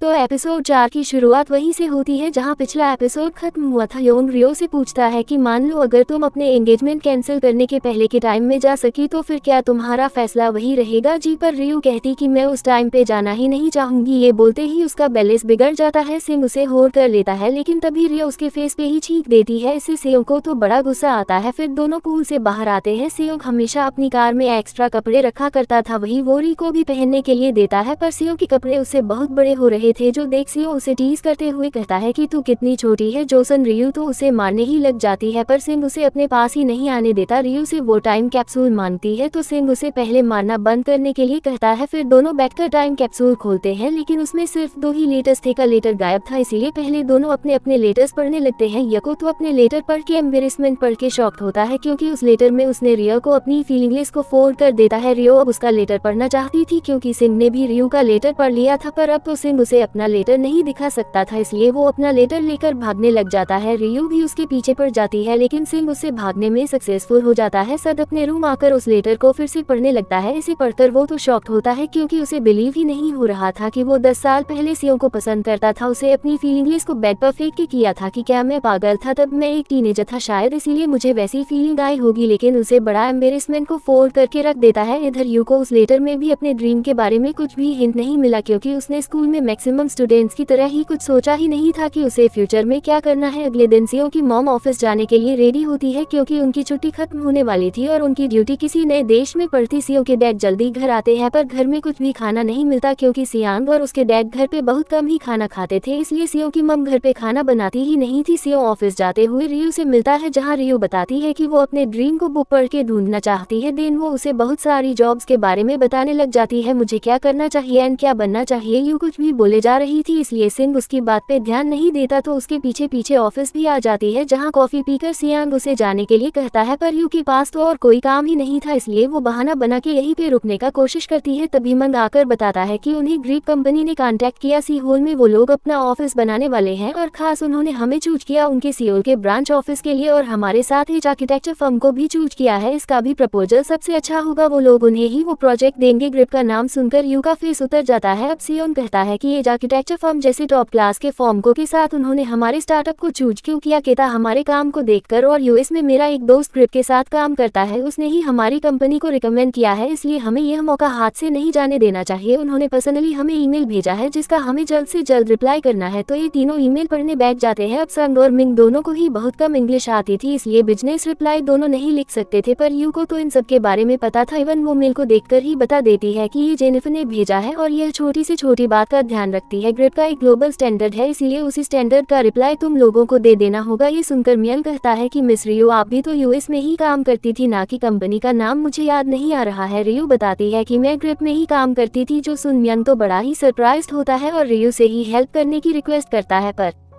सियो नहीं चाहता था कि रिया अनकंफर्टेबल फील करे, इसलिए कहता है कि रियो को परेशान करने की जरूरत नहीं है, मैं आज ही कोई अच्छा इंग्लिश का कोर्स ज्वाइन करूंगा, उसके बाद रिप्लाई कर दूंगा। कहती है मुझे भी कुछ ढूंढना है, इसलिए मैं थोड़ा बिजी हूं, पर मिंग उसे बहुत रिक्वेस्ट करने लग जाता है और वो सियो की मदद भी करना चाहती थी, इसलिए वो मान जाती है और मेल कर रिप्लाई कर देती है। तो दोनों साथ में बैठकर काम कर रहे थे और इन पर चुप कर नजर रख रही थी लीना, क्योंकि उसे शक था कि कहीं इन दोनों के बीच कुछ चल तो नहीं रहा। यंग उसे बताता है कि ऐसा कुछ भी नहीं है, वो लोग बस बचपन के दोस्त है योन। रियू से पूछता है कि तुझे कोई प्रॉब्लम तो नहीं होगी ना। फिर से ग्रिप के साथ इवॉल्व होने में दब कहती है मन तो नहीं कर रहा था। योन कहता है फिर क्या मेरे लिए तू ये कर रही है? दब कहती हाँ और नहीं तो क्या, तुझे प्रॉब्लम में छोड़कर तो मैं नहीं जा सकती ना। मैंने रिप्लाई कर दी है तो चल अब खाने के लिए चलते हैं क्योंकि तूने सुबह सुबह सैंडविच खाए हैं। पर सियो कहता है उसे बहुत काम है इसलिए वो नहीं जा सकता। रियू उस पर चिल्लाने लग जाती है कि काम के चक्कर में भूखा तो मत रह। सियो कहता है कि अगर तेरा काम हो गया तो तू घर जाना। या कहती है मैं तो नहीं जाने वाली क्योंकि मैं अपने साथ कॉमिक्स लेकर आई हूँ जिन्हें पढ़कर मैं अपनी ड्रीम को ढूंढूं। ये बोलकर वो फिर से शुरू हो जाती है क्या मुझे बास्केटबॉल कोच बनना चाहिए? न कहता है तुझे बास्केटबॉल खेलना नहीं आता और फिर से शुरू मत कर दे, घर जाके आराम करना, मुझे डिस्टर्ब मत कर। सियो की माँ मिनिस्ट्री में पहुंचती है जहाँ वाइस मिनिस्टर उन्हें कहते हैं कि वो जल्दी ही उन्हें बता देंगे उनकी अगली ड्यूटी कहाँ पड़ने वाली है। इधर मोहिम एक शॉप में ड्रिंक लेने आई थी और उसी ड्रिंक पे सेम टाइम पे दानो भी अपना हाथ रख देता है। अब दोनों यहाँ एक दूसरे को देखकर सरप्राइज्ड होते हैं। मोहिम उसे पूछती कि वैसे तुम्हें मेरा नाम कैसे पता चला? नू कहता है कि मैंने पता लगाया क्योंकि मैं इतनी जल्दी किसी की मदद नहीं भूलता। जैसे क्या तुम यहीं आसपास रहती हो? वही मैं कहती तो दानू बताता है कि मैंने भी रिसेंटली यहाँ शिफ्ट किया। चलो अच्छी बात है, अब हम लोग मिलते रहेंगे। अब दोनों ने अभी भी कैन को पकड़ा हुआ था इसलिए मोहिम उसे कहती कि अब तो कैन से हाथ हटा दो क्योंकि ये मेरी फेवरेट ड्रिंक है और ये आखिरी कैन बचा है। पर दान को भी यही ड्रिंक पसंद था इसलिए वो तो इसे देने से मना कर देता है। मोहिम कहती है मैंने इस पे पहले हाथ रखा इसलिए ये तो मेरा हुआ ना। वैसे भी ये इतनी एनर्जेटिक ड्रिंक है कि ये पूरे दिन की थकान मिटा देती है। मैं इसे पिछले 20 साल से पी रही हूँ और मुझे ये बहुत ज्यादा पसंद है इसलिए इसे मेरे लिए छोड़ दो। इस पे दानू कहता है कि मैं तो इसे 21 साल से पी रहा हूँ। यहाँ पे सेयोयू आ जाते हैं जो इन दोनों को देखकर थोड़ा चौंक जाते हैं। दान सियो को हाई करने के लिए अपना हाथ हटा लेता है इसीलिए मोम को ड्रिंक मिल जाती है। फिर दानो उन्हें यहाँ शिफ्ट होने के बारे में बताता है। देन हमें यहाँ पता चलता है कि दानो असल में एक न्यूज रिपोर्टर है और एपिसोड 2 में मैंने इसे गलती से लॉयर बोल दिया था। असल में उस दिन दानो सियो से उसकी स्टोरी कवर करने के लिए मिला था। यू कहती कि ये काफी सरप्राइजिंग है, तुम सिंग और मोए दोनों को ही जानते हो। मोए उसे थैंक्स कहती है ये ड्रिंक उसे देने के लिए। नू कहता है मैंने तुम्हें ये दिया नहीं, मैंने जब सिंग को हाई कहा तब तुमने छीन लिया। रियू कहती है तुम दोनों का टेस्ट कितना सिमिलर है। दानू कहता है कि हालांकि हम पहली बार मिले पर रिया मैंने तुम्हें पहले ही तो देखा है जो मुझे याद तो नहीं आ रहा। दब कहती है मैं 10 साल कोरिया में नहीं थी और शायद मैं इतनी ब्यूटीफुल हूँ इसीलिए शायद ऐसा है। सुन सिंग उसका मजाक उड़ाते हुए कहता है कि ऐसा नहीं बोलते रही इसलिए लोग तुम्हें पत्थर भी मार सकते हैं। उनका झगड़ा शुरू ही होने वाला था इसीलिए दानू सॉरी कहता है कि शायद मुझसे ही कोई गलती हुई होगी। वैसे तुम तीनों बचपन के दोस्त हो? सियो कहता है हाँ कह सकते हो, असल में हम तीनों की मॉम स्कूल फ्रेंड्स है इसीलिए हम तीनों भी बचपन से ही दोस्त हैं। संग उससे पूछता है कि वैसे तुम इससे पहले कहाँ रहते थे? अब इस सवाल को दानू थोड़ा अवॉइड कर देता है और उसे कोई काम याद आ गया कहकर अचानक से चला जाता है जिससे मोहिम को तो उस पे डाउट होने लगता है। न उस बारे में ही बात करते हुए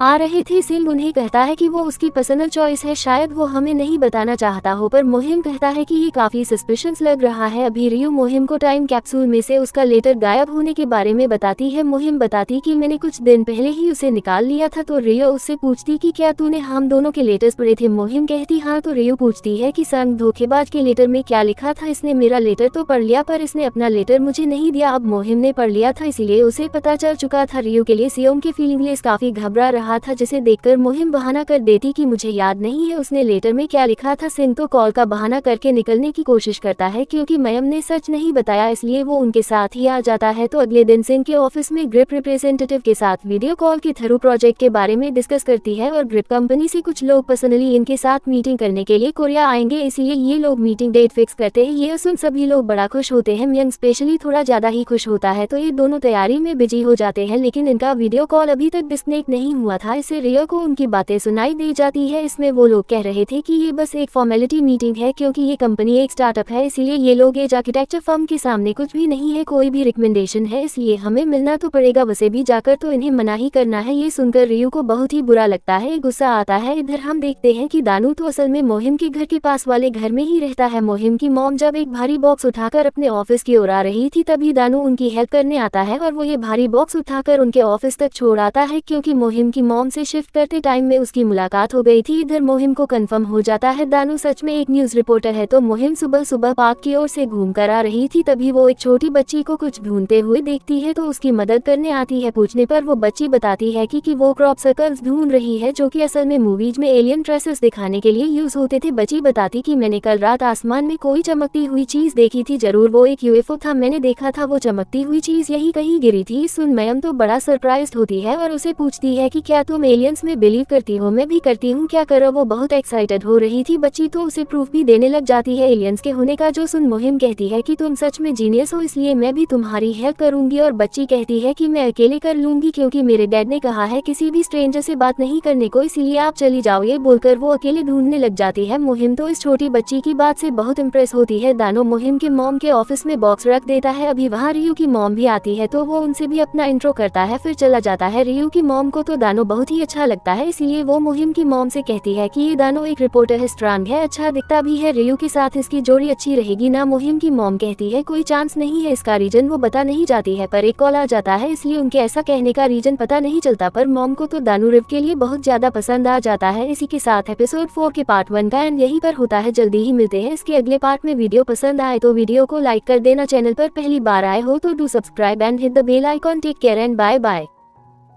तो एपिसोड 4 के पार्ट 2 की शुरुआत वहीं से होती है जहां पिछला पार्ट खत्म हुआ था। दानो की मुलाकात रियू के मॉम से भी होती है। इधर मुहिम सॉसेज खाते हुए आ रही थी, तभी वो फिर से उसी बच्ची को देखती है जो अभी भी क्रॉप सकल्स ढूंढ रही थी और बच्ची को भूख लगी थी, इसलिए मुहिम उसे सॉसेज ऑफर करती है, लेकिन बच्ची मना करते हुए कहती है कि मेरे डैड ने किसी भी स्ट्रेंजर के पास से कुछ भी खाने को मना किया है। तो फिर मुहिम उसे चॉकलेट देती है, तो बच्ची कहती है कि चॉकलेट दिखाकर आप मुझे किडनैप करना चाहती हो, पर मेरे डैड ने मुझे बताया है चॉकलेट खिलाकर स्ट्रेंजर्स बच्चे को किडनैप करते हैं, इसलिए मैं तुम्हारी चाल में नहीं फंसने वाली हूँ, इसलिए चली जाओ वरना मैं भी पुलिस को कॉल कर दूंगी। ये बोलकर वो पुलिस हेल्पलाइन नंबर डायल करने ही जा रही थी, तो मुहिम उसे रोकते हुए कहती है कि डोंट वरी, मैं अभी पुलिस के साथ ही काम करती हूँ और हमारा इमरजेंसी नंबर है 119, वो एम्बुलेंस जैसी गाड़ी देखी है ना। ये बोलकर मुहिम सायरन की आवाज निकालने लग जाती है। इस पे बच्ची कहती कि तो आप एक पैरामेडिक हो। बच्ची कितनी अवेयर थी ये देखकर मुहिम काफी ज्यादा इम्प्रेस होती है। इधर ये सियो से खाना खाने के लिए चलने कहती है, लेकिन सियो तो मीटिंग के लिए प्रेजेंटेशन बनाने में बिजी था, इसलिए उसे जाने के लिए कहता है, जिस पर यू गुस्से में कहती कि कोई जरूरत नहीं है करने की, उन फ्रॉड के साथ काम करने की कोई जरूरत नहीं है। सिंह कहता है क्या बकवास कर रही हो, तो उसे बता दी कि उन्होंने पहले ही डिसाइड कर लिया है कि वो लोग तुम्हारी कंपनी को प्रोजेक्ट नहीं देंगे, उन्होंने ऑलरेडी एज आर्किटेक्चर फर्म को सिलेक्ट कर लिया है और तुमसे बस फॉर्मेलिटी के लिए मिलने आने वाले हैं। शायद वो लोग तुम्हारे आइडियाज को चुरा भी सकते हैं। वो डिस्कनेक्ट नहीं हुआ था तब मैंने उनकी बातें सुन ली थी, इसलिए इस पे ध्यान देने की जरूरत नहीं है, लेकिन सियांग से इस बारे में मन को बताने से मना करता है और तुमने ऐसा कुछ नहीं सुना, यही मान लो, भले ही तुमने उनकी बातें सुन ली पर ऑफिशियल हमें कुछ भी कंफर्म नहीं है, इसलिए मुझे ऑफिशियल हमारा काम तो करना ही होगा। दे उसे समझाती है कि तू बेकार मेहनत कर रहा है, हम सबको पता है तू कितना कैपेबल है और वो ग्रिप वाले तेरा प्रेजेंटेशन अच्छे से देखेंगे भी नहीं तो क्या फायदा है से दिन रात एक करके मेहनत करने का। उसंग उसे कहता कि चाहे कितने भी मुश्किलें हो पर मैं आधे अधूरे मन से काम नहीं करता, मैं हमेशा अपना बेस्ट देते आया हूँ, आज भी दूंगा। ये उस पे चिल्ला के कहती है कि बेकार की जिद क्यों कर रहा है, मैं जानती हूँ उन लोगों को, वो लोग कितने बुरे हैं, उन्हें किसी की मेहनत नहीं दिखती, बेकार मेहनत क्यों कर रहा है। सेयोंग कहता है कि तू शायद मुझे नहीं जानती और मेरे हार्ड वर्क की वजह से तुझे कुछ भी कहने की जरूरत नहीं है। तो रियू भी गुस्से में कहती कि तो फिर मैं भी इन सब से बाहर हूँ और उसे बता कर जाती कि मिस्टर मियंग भी ये जानना डिजर्व करते हैं। इधर लीना एक जिम में आती है जहाँ रियू का भाई डंग जिम ट्रेनर था। लीना को देखकर वो उससे पहले डिस्कस करने लग जाता है, उसे इस जिम के बुरे कंडीशन के बारे में बताकर इवन बॉस की चुगली भी करने लग जाता है। लीना उसकी बातों पे ज्यादा ध्यान ही नहीं देती। डंग जिम का बॉस उसे साइड हटाता है और लीना को साइन अप कराने के लिए ऑफिस ले जाता है। इधर मुहिम रियू को उस बच्ची के बारे में बताती है और वो उसका नाम या पता पूछना भूल गई थी, इसीलिए उसे थोड़ा बुरा लग रहा था क्योंकि वो उसे दोबारा मिलना चाहती थी। तो दोनों यहाँ डिनर करके वॉक पे चलने की बात करते हैं। मुहिम सियो को भी बुलाने के लिए कहती है, लेकिन रियू तो उसे मना करते हुए कहती है कि अगर वो आया तो मैं तेरे साथ नहीं जाने वाली। मुहिम समझ जाती कि दोनों में फिर से थोड़ी फाइट हो गई है। इधर ऑफिस में मियंग पूरे जोश के साथ काम कर रहा था, वो उनकी प्रेजेंटेशन को और इम्प्रूव करने के लिए बहुत ही अच्छे आइडियाज भी देता है, सच में बहुत ही यूनिक थे और उसे तो यकीन था कि ग्रिप इनकी कंपनी को ही चूज करेगी। अब यहाँ सियो को उसके लिए थोड़ा बुरा लगता है क्योंकि अगर जैसा रियो ने कहा वैसा ही हुआ तो योन को भी बहुत बुरा लगेगा एंड उसकी मेहनत भी बर्बाद होगी, लेकिन सेयोंग अभी उसे डिस्कस नहीं करना चाहता, इसलिए उसे नहीं बताता, ना अपना काम कंटिन्यू रखता है। मयम अगले दिन एक कन्वीनियंस स्टोर में जाती है जहां वो एक टॉफी लेने जाती है,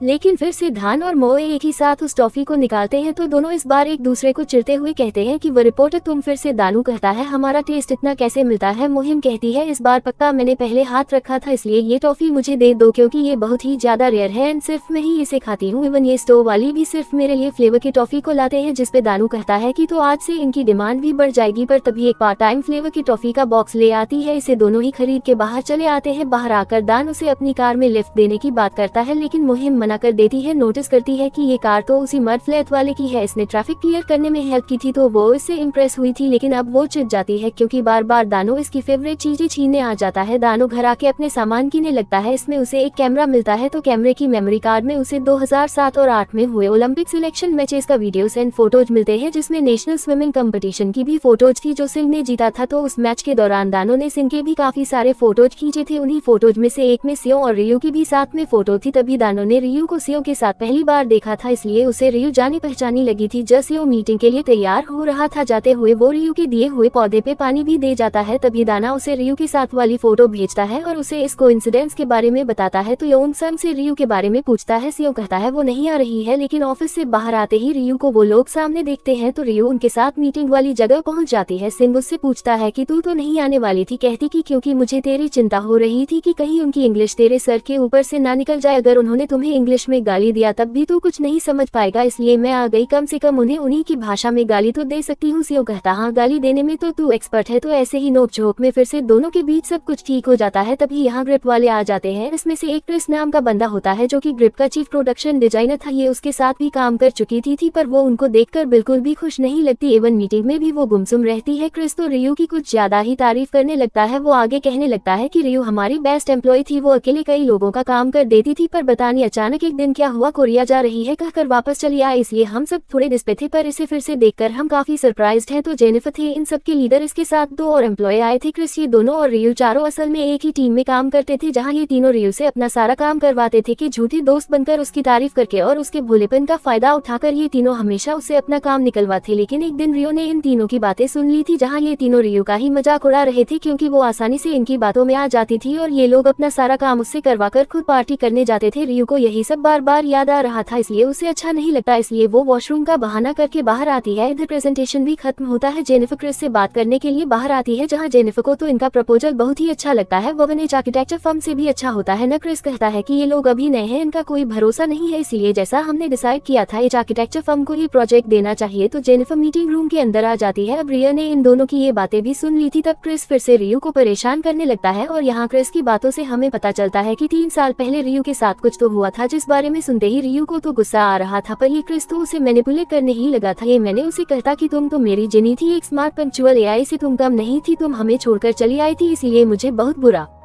लगा था। इतनी आसानी से हमारी बातों में आ जाती थी, याद है ना तुम्हें। ये कहकर वो उसके सर पे हाथ फेरने लगता है। जैसे सेव देख लेता है तो वो गुस्से में उसका कॉलर पकड़ के उसे पीटने जाता है। तो क्रिस उसे ही धमकी देने लग जाता है कि तू शायद जानता नहीं तूने किसका कॉलर पकड़ा है, मैं चाहूँ तो तेरी कंपनी को बर्बाद कर सकता हूँ। जो सुन रही उन्हें छुड़ाने आती है, पर क्रिस तो उन्हें गाली दे रहा था, जिससे सियो को तो और गुस्सा आता है। ये उसे पीछे करके क्रश से माफी मांगती है और उसे कहती है कि सब मेरी वजह से हुआ है, इसलिए मैं इनकी कंपनी का काम छोड़ रही हूँ। मैं जो भी कहना है मुझे कहो, इनकी कंपनी को बीच में लाने की कोई जरूरत नहीं है। पर एडो क्रिस तो उनकी इंसल्ट करने लग जाता है। इवन रियू को माफ करने के लिए उसे प्लीज करके रिक्वेस्ट करने के लिए कहता है। अब रियू को तो और गुस्सा आ रहा था, इसलिए वो उसे एक खींच के लगाती है और कहती है प्लीज तू मेरी सैंडल भी नहीं कहेगी। ये बोलकर उसके घुटने में खींच कर मारती है और कहती है पहला थप्पड़ मेरे दोस्तों को इंसल्ट करने के लिए और दूसरी लात एक फॉर्मर कलीग की ओर से। जैसे कैरेक्टरलेस और बेशर्म आदमी को क्रिस तो डर के हमारे चुप हो जाता है। पर कुछ कहने जाए इससे पहले रियू कहती है याद रखना, अगर तूने इनकी कंपनी के साथ कुछ भी किया, तूने जो घोटाले किए हैं उनके प्रूफ ढूंढने में मुझे टाइम नहीं लगेगा। तेरे खिलाफ सारे प्रूफ में जब चाहे ग्रिप भेज सकती हूँ, इसलिए याद रखना। ये बोलकर वो चली जाती है। सिंह उससे बात करने जाता है, पर रियू कहती है कि वो अभी थोड़ी देर अकेला रहना चाहती है, लेकिन सिंह उसे दूर से फॉलो करता है। अब हील्स की वजह से रियू को पैर में दर्द हो रहा था, इसीलिए सिंह उसके लिए स्लीपर्स ले आता है। रियू उसे क्रिस एंड गैंग के बारे में बताती है, कहती है कि शायद मेरी गलती थी, इसीलिए मैं कंपनी छोड़ छाड़ के चली आई। सिंह कहता है तेरी कोई गलती नहीं थी, उन्होंने जो तेरे साथ किया वो हरेसमेंट था, तो बस दोस्त समझकर काम कर रही थी, इसलिए अपने आप को ब्लेम मत कर। ये को अभी ठीक नहीं लग रहा था, इसलिए संग उसे अपने साथ कस्वैली में ले जाता है, जहां वो लोग मानते थे कि अगर लॉक्स में पूरे दिन से कुछ भी लिखकर यहाँ रखा जाए तो वो सच हो जाते हैं। इसीलिए सेयोंग एक लॉग उठाकर क्रिस के बारे में उल्टा सीधा लिखने लग जाता है। क्रिस एंड गैंग के साथ क्या क्या बुरा होना चाहिए। इस देर में दियू भी उसे ज्वाइन करती है और दोनों मिलकर उन सब के बारे में बहुत बुरा भला लिख देते हैं। इससे रियू को भी अब काफी अच्छा लगता है। रियू कहती है कि इन्होंने की पॉप और के ड्रामा बहुत देखा होगा, पर अब इन्हीं की सुपरस्टिशियस के बारे में पता चलेगा। ये बोलकर दोनों ही काफी खुश होते हैं। यू सिंह से कहती कि आज तूने तो इम्प्रेस कर दिया। सियो कहता कहता है कि ये मत बोलना कि तू मुझे पसंद करने लगी है वरना तुझे भी कर्ज दे दूंगा। रियो उसे बकवास बंद करने के लिए कहती है और बताती है कि तूने जिस तरह से अपना प्रेजेंटेशन रखा सब कुछ जानकर भी उससे मैं इम्प्रेस हुई, इसीलिए अब मैंने भी ठान लिया कि मैं भी अपने ड्रीम को ढूंढ कर रहूंगी। तभी इन्हें मन का कॉल आता है जो इन्हें खुशखबरी देता है कि हमें ग्रिप का प्रोजेक्ट मिल गया, पर इस ब्रांच ऑफिस का नहीं बल्कि ग्रिप के एक फ्लैगशिप स्टोर का जो इससे भी बड़ा प्रोजेक्ट है। ये उनको समझ नहीं आ रहा था कि ये कैसे हुआ। तो मियंग बताता है कि जेनिफर को हमारा प्रेजेंटेशन बहुत ही अच्छा लगा और यू को एक खुशखबरी भी बता दो, उस क्रिस को भी कंपनी से निकाल दिया गया है। इस समय फ्लैशबैक दिखाया जाता है जब क्रिस को मार पड़ी थी तब वो मीटिंग रूम में आकर मियंग पे चिल्ला रहा था, उसके इंसल्ट करके उसे धमकी दे रहा था, पर मंग ने ये सब कुछ रिकॉर्ड कर लिया था। जैसे यहाँ एक और बड़ा रेवलेशन होता है। मंग इंस्टाग्राम टू प्रेसिडेंट का फ्रेंड था, दोनों की कॉमन इंटरेस्ट होने की वजह से उन्होंने एक दूसरे को फॉलो किया था जिससे उनकी काफी बातें भी हुई थी और वो लोग अच्छे दोस्त बन गए थे। इससे कल ही उसे पता चला कि जिससे वो चेक कर रहा था वो तो ग्रिप का वाइस प्रेसिडेंट है और मियंग ने ये सारा रिकॉर्डिंग उसे भेज दिया था जिस वजह से क्रिस को निकाल दिया गया था और वो अब इनका कुछ बिगाड़ भी नहीं सकता था। तो सीओ ये दोनों गुड न्यूज रियू को बताता है। इससे रियू तो शॉक्ड एंड बहुत ज्यादा खुश होती है, तो वो खुशी के हमारे सीओ को गले लगा लेती है जिससे एक फ्लैशबैक शुरू होता है 2007 स्विमिंग नेशनल्स का, जिस दिन रियू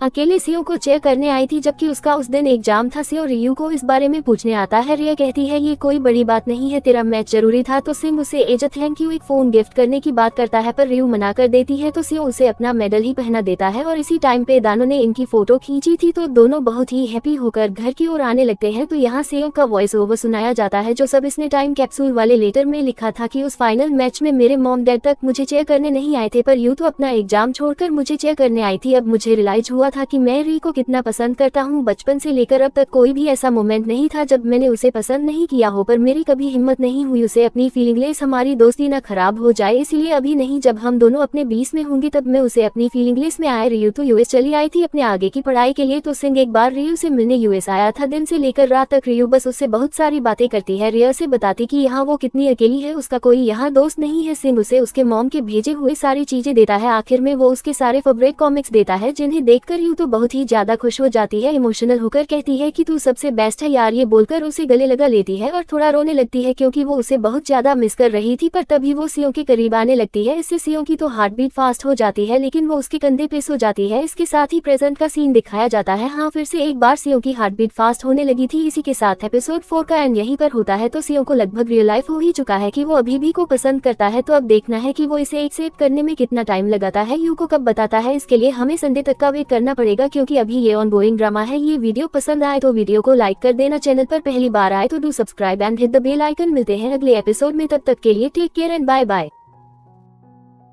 तो एपिसोड 5 की शुरुआत वहीं से होती है जहां पिछला एपिसोड खत्म हुआ था। पास में सीओ एक बार रियू से मिलने यूएस आया था जहां रियू विमेंस डॉर्मेट्री में रहती थी। अब रात में रुकने के लिए रियू से अपने डॉर्मेट्री ले आती है। योन तो उसे मना कर रहा था कि ऐसा जाना तो इलीगल होगा, तो रियू उसे बताती है कि यहाँ सारी लड़कियां अपने बॉयफ्रेंड को ले आती है, इसलिए यहाँ किसी लड़की के आने से कोई प्रॉब्लम नहीं होगा और वैसे भी मेरे सारे रूममेट्स अपने बॉयफ्रेंड के साथ बाहर गए हैं, इसलिए मुझे तुम्हारी कंपनी भी मिल जाएगी। हम पूरी रात बातें करेंगे एंड ये होने तक पेंगे। इसके बाद ही रियू टल्ली होकर योन के कंधे पर ही सो गई थी। तो सुबह उठकर सीओ रिवू के पास आकर बैठता है, उसे देखकर बहुत खुश होता है क्योंकि वो यहाँ रिया को अपने दिल की बात बताने आया था। पर तभी रिया के फोन पर एक ब्रांड नाम के लड़के का मैसेज आता है कि आज हमारे डेट के बारे में भूल तो नहीं गई, जो देखकर ही सिंह बहुत सैड हो जाता है। तभी रियू भी उठ जाती है। सिंह उसे मैसेज चेक करने के लिए कहता है। रियू उसे बताती है कि ब्रांड उसका बॉयफ्रेंड है, जो सुनकर सिंह का तो दिल टूट गया था। Coming back to the present, सिंह और रियू कैजुअली से ऑफिस आते हैं। इन गुड न्यूज को सेलिब्रेट करने के लिए सब्जियां खाने की चीजें ले आई थी। अंधेरे में रियू टकराकर गिरने वाली होती है पर सिंह उसे होल्ड कर लेता है। अब सीओ बाहर खाने की बात करता है पर यू कहती कि ऐसे मौके पर हमें घर पे ही स्पेशल खाना बनाना चाहिए, इसीलिए वो सिंह को किचन से भगाकर खाना बनाने लग जाती है। सिंह उसकी हेल्प करने की बात करता है लेकिन रिया उसे फिर भगा देती है। सिंह अपना काम करते हुए उसे दूर से ही देखने लगता है एंड स्माइल करता है। खाना रेडी हो जाता है तो रिया उसे टेस्ट करने के लिए कहती है। अब खाने में सिर्फ हरी भरी सब्जियां देखकर सिंह को अच्छा तो नहीं लगता और जैसे ही टेस्ट करता है उसे बहुत ही अच्छा लगता है। रियू से खाना कैसा लगा पूछती है तो सिंह उसे उल्टा जवाब देते हुए कहता है कि हाँ एवरेज है। तो रियू फिर उसे प्यार से पूछती है कि सच में बताओ ना कैसा लगा। अब रियू उसे इतने प्यार से देख रही थी योन तो कुछ कह ही नहीं पा रहा था। तभी यहाँ मयम भी आ जाती है। सीओ उसे अभी भी अवॉइड करने के लिए ड्रिंक्स लाने बाहर चला जाता है ताकि कहीं टाइम कैप्सूल वाले लेटर की बात न आ जाए। बाहर आकर सिंह कहने लगता है कि रिया मुझे आज अचानक ऐसे क्यों देख रही थी, हमेशा तो उसकी आंखों में बस मुझे गुस्सा ही दिखता था, आज इतनी प्यारी कैसे लग रही थी। ये बोलकर वो ड्रिंक्स लाने चला जाता है। इधर इन दोनों में थोड़ी शादी को लेकर बात होती है क्योंकि मोहिम की मम उसकी शादी कराने की पीछे पड़ी थी। अब मोहिम रियू को वेडिंग ड्रेस में देखना चाहती थी क्योंकि अगर सब कुछ सही चलता होता तो अब तक रियो की शादी हो जाती। तो रियो उसे अपने फोन में वेडिंग फोटोशूट वाली फोटोज दिखाती है जिसमें वो वेडिंग ड्रेस में थी। मोहिम कहती कि मैं तुम दोनों के ब्रेकअप का रीजन तो पता लगा कर रहूंगी और अगर इसमें उस जुन की गलती थी तो उसके लिए मुझसे बुरा और कोई नहीं होगा और क्या तू अभी तक उससे मूव ऑन कर गई। इस पर रियो कहती है नहीं, मैं अभी उससे प्यार करती हूँ। तभी यहाँ सिंह आ जाता है जो अपना वॉलेट भूल गया था। वॉलेट लेकर वो फिर से ड्रिंक्स लाने चला जाता है पर जाते हुए वो बहुत दुखी लग रहा था क्योंकि उसने रिव की ये बात सुन ली थी। वो अभी भी अपने एक्स बॉयफ्रेंड के प्यार में है। अब अगले दिन इनकी मॉम से एक ट्रिप पे आई थी बुद्धा टेम्पल विजिट करने के लिए जहाँ सबकी मम्मी अपने बच्चों एंड फैमिली के लिए विश करती है। इधर यू सेयोंग के ऑफिस आई थी शाम। योंग उसे ग्रिप के फ्लैगशिप स्टोर के प्रोजेक्ट में रिया को हायर करना चाहता था लेकिन सीओ उसे मना कर देता है और कहता है कि रियो को परेशान करने की जरूरत नहीं है क्योंकि मैं नहीं चाहता कि वो दोबारा अपनी पुरानी कंपनी के साथ इवॉल्व हो। और ये बात वो बहुत सीरियस होकर कहता है। तो मन रिया के फेयरवेल के लिए सबको खाना खाने ले जाता है जहाँ सेयोंग ग्रिप की बातों को इग्नोर करने की कोशिश करता है पर सभी लोग बार बार पास्ट के बारे में ही बातें कर रहे थे इसलिए वो सभी को पास्ट के बारे में बात करने से मना करता है। इधर मुहिम उस बच्ची को ढूंढने के लिए फिर से पार्क में आती है और यहाँ उसे दानो मिल जाता है जो कि 4 पत्तों वाला क्लोवर लीफ ढूंढ रहा था। मुहिम भी उसे ढूंढने में हेल्प करती है। इवन उसे 4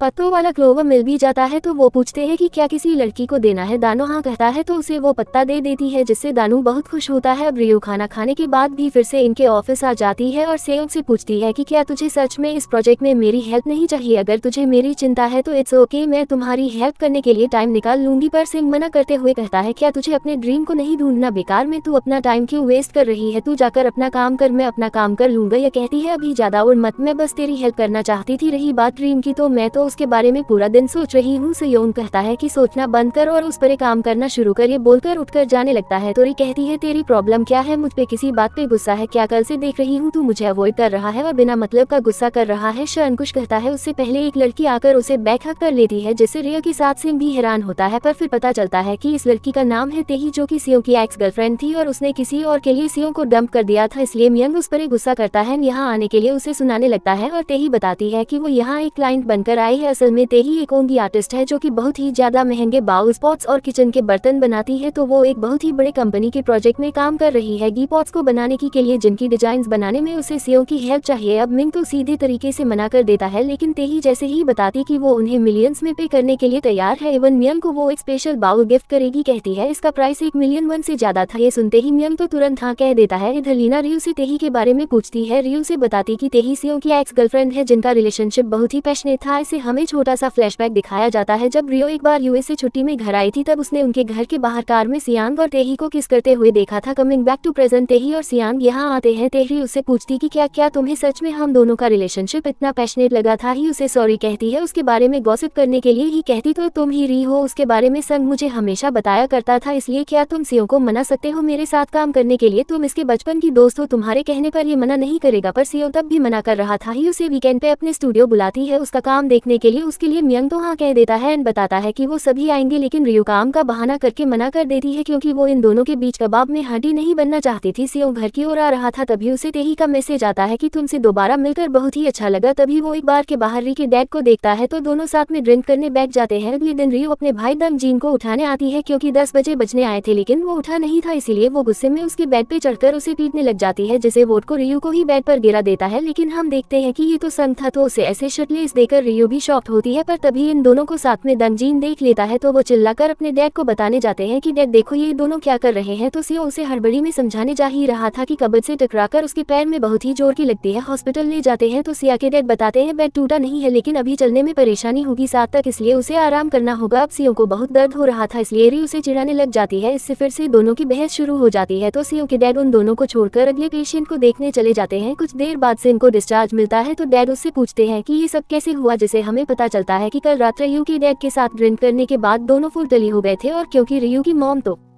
ट्रिप पे गई थी और क्योंकि रियो की मॉम ट्रिप पे गई थी इसलिए रियो के डैड ने उसे घर पे इनवाइट किया घर पे और ज्यादा ड्रिंक किया जिस वजह से दंगजिन ने उसे अपने रूम में सुला दिया और वो खुद गेस्ट रूम में सोने गया था। अब इस हाल में सेव कार चला नहीं सकता था और आजी और उसकी टीम को जाना था कि स्टूडियो तो री उसे छोड़ने के लिए जाती है। इधर दानो और मोहिम फिर से कन्वीनियंस स्टोर के बाहर मिलते हैं। ना आज दानो ने उसके लिए उसकी फेवरेट कुक और चॉकलेट ले आया था। एजे थैंक यू कल उसके लिए वो क्लोवर ढूंढने के लिए। मोहिम पूछते कि क्या वो क्लोवर उस लड़की को पसंद आया। दानो कहता नहीं, मैंने उसे बताया कि मैंने बहुत ज्यादा मेहनत करके इसे ढूंढने की कोशिश की लेकिन नहीं मिला और फिर एक लड़की ने मुझे ढूंढ कर दिया। मुहिम कहती है ये बताने की क्या जरूरत थी कि मैंने ढूंढ दिया। ये सुनकर वो लड़की नाराज तो होगी ही। तान कहता है कि मैं झूठ नहीं बोलता, ये बोलकर चला जाता है। मुहिम कहती कितना बुद्धू है ये। इधर ये की ड्राइविंग देखकर सियोंग को तो डर ही लग रहा था, पर तेही उसे बिंदास रहने के लिए कहती है। तो कुछ घंटे की ड्राइविंग के बाद वो लोग पहुंच जाते हैं स्टूडियो। तेही उन्हें रिसीव करने आती है। अब सियो के पैर का हाल देखकर तेही को चिंता तो होती है, साथ ही वो रियू को यहाँ देखकर खुश भी होती है, इसलिए वो उसे भी अंदर आने के लिए कहती है और सियो के चलने में हेल्प करती है। रियू को तो ये जगह बहुत ही ज्यादा अच्छा लगता है, तो यहाँ तेही ट्रेडिशनल मसाले एंड सॉसेज वगैरह भी बनाती थी अपने पड़ोस के ग्रैंड मास की हेल्प से, और आज वो बनाने वाली थी सोयाबीन पेस्ट, जिसके लिए उसे और कुछ लोगों की जरूरत थी। इसलिए आज ही के दिन तेही ने इन सबको बुलाया ताकि यहाँ की ग्रैंड मास के साथ सियो की टीम भी इनकी हेल्प करे। पर मिंग एंड बाकी सब तो अभी रास्ते में ही थे। नानी का प्रोसेस जानने में बहुत ही ज्यादा इंटरेस्टेड थी, इसलिए वो हेल्प करेगी कहती है। तो ग्रैंड मास के आने के बाद तेही उनके साथ मिलकर सोयाबीन पेस्ट बनाने लग जाती है। रियू को इतना खुश देखकर सियो भी खुशी खुशी हेल्प करने आ जाता है। तभी तेही सियो को बात करने के लिए अंदर बुलाती है, जहाँ वो उसे बताती है कि काम तो एक बहाना था, वो सियो से दोबारा मिलना चाहती थी, इसीलिए वो सियांग के ऑफिस गई थी ताकि उनका रिलेशन ठीक हो सके। अब सियांग उसका जवाब तो कुछ नहीं देता, इसीलिए तेही कहती कि इस बारे में बाद में बात करेंगे, अभी काम पे फोकस करते हैं। इसीलिए वो उसे घी पोट्स बनाना सिखाने लग जाती है। रियू को वॉशरूम जाना था तो ग्रैंड माँ उसे रास्ता दिखाती है। संग होते ही जिस तरफ थे इसी तरफ वॉशरूम था, इसलिए रियू सियो को बाहर से पॉट बनाते हुए देख पाती है, इसलिए वो उसे देखने लग जाती है। तभी तेही सियो की हेल्प करने आ जाती है, न अपने हाथों से उसे सिखाने लग जाती है। ये देखकर रियू को थोड़ा अच्छा नहीं लगता, पर वो इन्हें अकेला छोड़कर जाने ही लगी थी, लेकिन किसी चीज से टकरा जाती है, जैसे ये दोनों भी उसे देख लेते हैं। तो तेही उन्हें सॉरी कहती है एंड वॉशरूम चली जाती है। सिंह बाहर आता है तो रियू से सॉरी कहती है ई के साथ उसका रोमांटिक मोमेंट डिस्टर्ब करने के लिए। अब सिंह इस बारे में कोई बात नहीं करना चाहता था, लेकिन रियू तो बार बार उसे उन दोनों के बारे में ही बता रही थी कि तुम दोनों साथ में कितने अच्छे लगते हो। आई होप तुम दोनों के बीच सब कुछ ठीक हो जाए और तुम दोनों फिर से साथ आ जाओ। अब तुम दोनों दोबारा मिले हो, इसलिए पुरानी फीलिंग्स देना बंद करो। यू कहती है इतना सीरियस होने की क्या जरूरत है, मैं बस चाहती हूँ कि अगर तुम उसे अभी लाइक करते हो तो फिर तुम दोनों के बीच सब कुछ ठीक हो जाए। और वैसे भी मैं एक दोस्त की तरह ही तो बात कर रही हूँ, दोस्तों के बीच ऐसी ही तो बातें होती है। इस पे सिंह मना करते हुए कहता है कि पर मेरे और तुम्हारे बीच ऐसी बातें नहीं हो सकती है। बोलकर वो यहाँ से बाहर ही चला जाता है, जहाँ बाहर उसे म्यांगन टीम मिलती है, तो वो हवा खाने बाहर जाना है कहकर चला जाता है। योंगन टीम भी हेल्प करने आ जाती है, तो सियोंग एक पेड़ के नीचे बैठकर के बारे में ही सोचने लगता है और याद करता है जब रियो ने कहा था कि वो अभी भी अपने एक्स बॉयफ्रेंड को भूल नहीं पाए हैं, न अभी भी उससे प्यार है, इसीलिए वो अभी भी इसी बात को लेकर दुखी था। इधर पैरामेडिक टीम को एक इमरजेंसी कॉल का लोकेशन आता है, जहाँ एक बच्ची बेहोश हो गई थी, उसे बहुत तेज बुखार था और ये वही पाक वाली बच्ची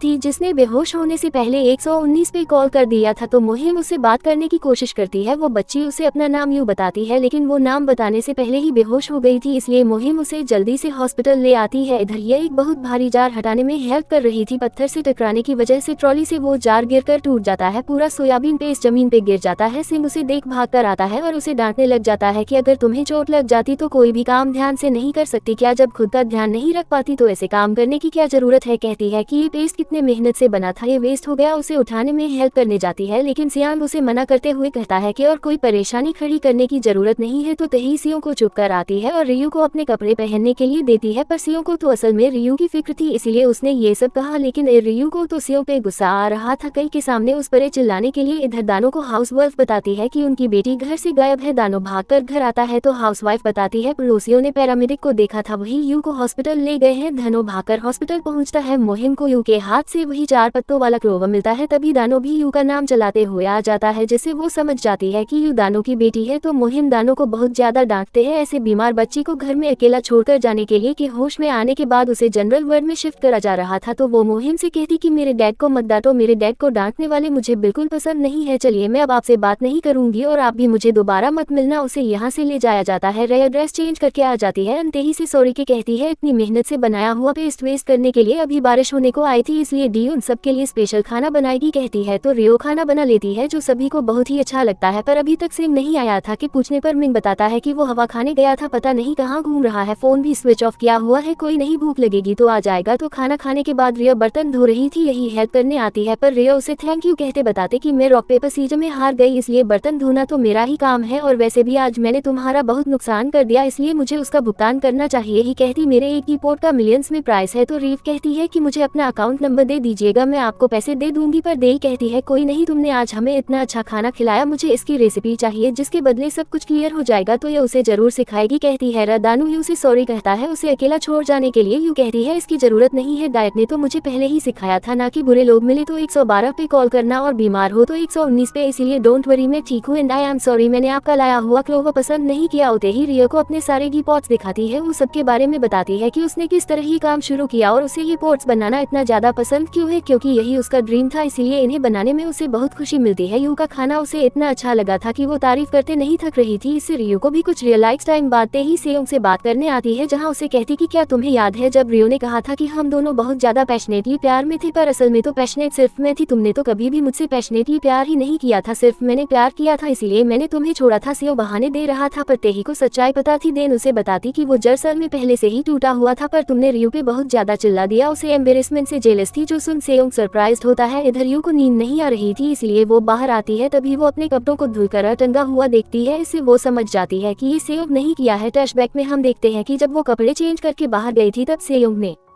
उसके कपड़ों को धो दिया था। तो रियो चलते चलते वही घी पोट्स के पास पहुंचती है जहां वो हर पोट्स को ओपन करके देख रही थी, तभी यहाँ सन भी आ जाता है। बाहर आने का रीजन पूछने पर सेयोंग भी कहता है कि उसे भी नींद नहीं आ रही थी, ये उसे अंदर जाकर खाना खा लेने के लिए कहती है क्योंकि उसने सेयोंग के लिए भी बचा कर रखा था। सेयोंग कहता हाँ बाद में खा लूंगा। देन रियो पूछती कि वैसे मेरे कपड़ों में से वो दाग कैसे हटाए, सिंह का राइस एंड विनेगर यूज किया था। इस पर रियो हंसते हुए कहते कि तू इतना अच्छा भी हो सकता है क्या। तो सिंह पूछता है कि तू ये सब कर क्या रही है। रियो बताती है कि मैं इनमें सोई सॉस ढूंढ रही हूँ, उन ग्रैंडमा ने मुझे बताया इनमें से कुछ जज में 100 साल से भी पुराने सोया सॉस है और इन सोसे से बहुत सारी डिशेस बनाई जा सकती है, इससे उन डिशेस का टेस्ट 10 टाइम्स ज्यादा अच्छा होता है। तो सन भी उसकी हेल्प करेगा कहता है। रियो बताती है कि जो सबसे ज्यादा गाढ़ा और स्ट्रांग स्मेल करता हो वही सोया सॉस है। तो दोनों ढूंढने लगते हैं, थोड़ी देर में रियो को मिल जाता है। तो वो सोया सॉस इतना ज्यादा क्लियर था कि उसके अंदर चांद तारे आसमान एकदम क्लियर लग रहा था। ये उसे देखकर बहुत सारे इसका नाम लेने लगती है। सियो कहता है क्या तुझे भूख लगी है। तो रियो काफी ज्यादा हैप्पी होकर बताती है कि वह सियो मैंने ढूंढ लिया, मेरा ड्रीम भले ये इतना ग्रैंड ना हो पर मैं खाना बनाना चाहती हूँ। ये बताकर रियो बहुत ही ज्यादा खुश होती है। तो सिंह भी उसे खुश देखकर बहुत खुश होता है और याद करता है तेही की बात, जब उसने कहा था कि वो रियो से जेलस थी, तब उसने बताया था कि जब तुम रियो के साथ होते हो तब तुम एक अलग ही इंसान बन जाते हो जिसे मैं कभी जानती ही नहीं थी। तुम बहुत इरिटेबल बन जाते हो, अच्छे से बात नहीं करते, बहुत ही इमेच्योर बिहेव करते हो, पर तब तुम्हारी आंखें हमेशा रियो की ओर होती है। क्या तुम जानते हो तुम उसकी ओर कैसे देखते हो, जैसे तुम उसके बारे में सब कुछ जानना चाहते हो। तुम उसे देख स्माइल करते हो, जब मुस्कुराती है तब तुम उसे देखकर बस मुस्कुराते ही रहते हो। और अभी भी सन बस डी को ही देखे जा रहा था। यो बहुत ही ज्यादा खुश लग रही थी, उसे देख सन भी बहुत खुश था और बस स्माइल करे जा रहा था। अपने मन में कहा कि मैं अपनी फीलिंग से बहुत टाइम से भाग रहा था, पर रियो को अपने सामने ऐसे खुशी से मुस्कुराता हुआ देखकर मुझे ये रियलाइज तो हो गया कि मैं रियो को पसंद करने से अपने आप को नहीं रोक सकता। इसी के साथ एपिसोड 5 करन यहीं पर होता है। वीडियो पसंद आए तो वीडियो को लाइक कर देना, चैनल पर पहली बार आए तो do subscribe and hit the bell icon. मिलते हैं अगले एपिसोड में, तब तक के लिए take care and bye bye.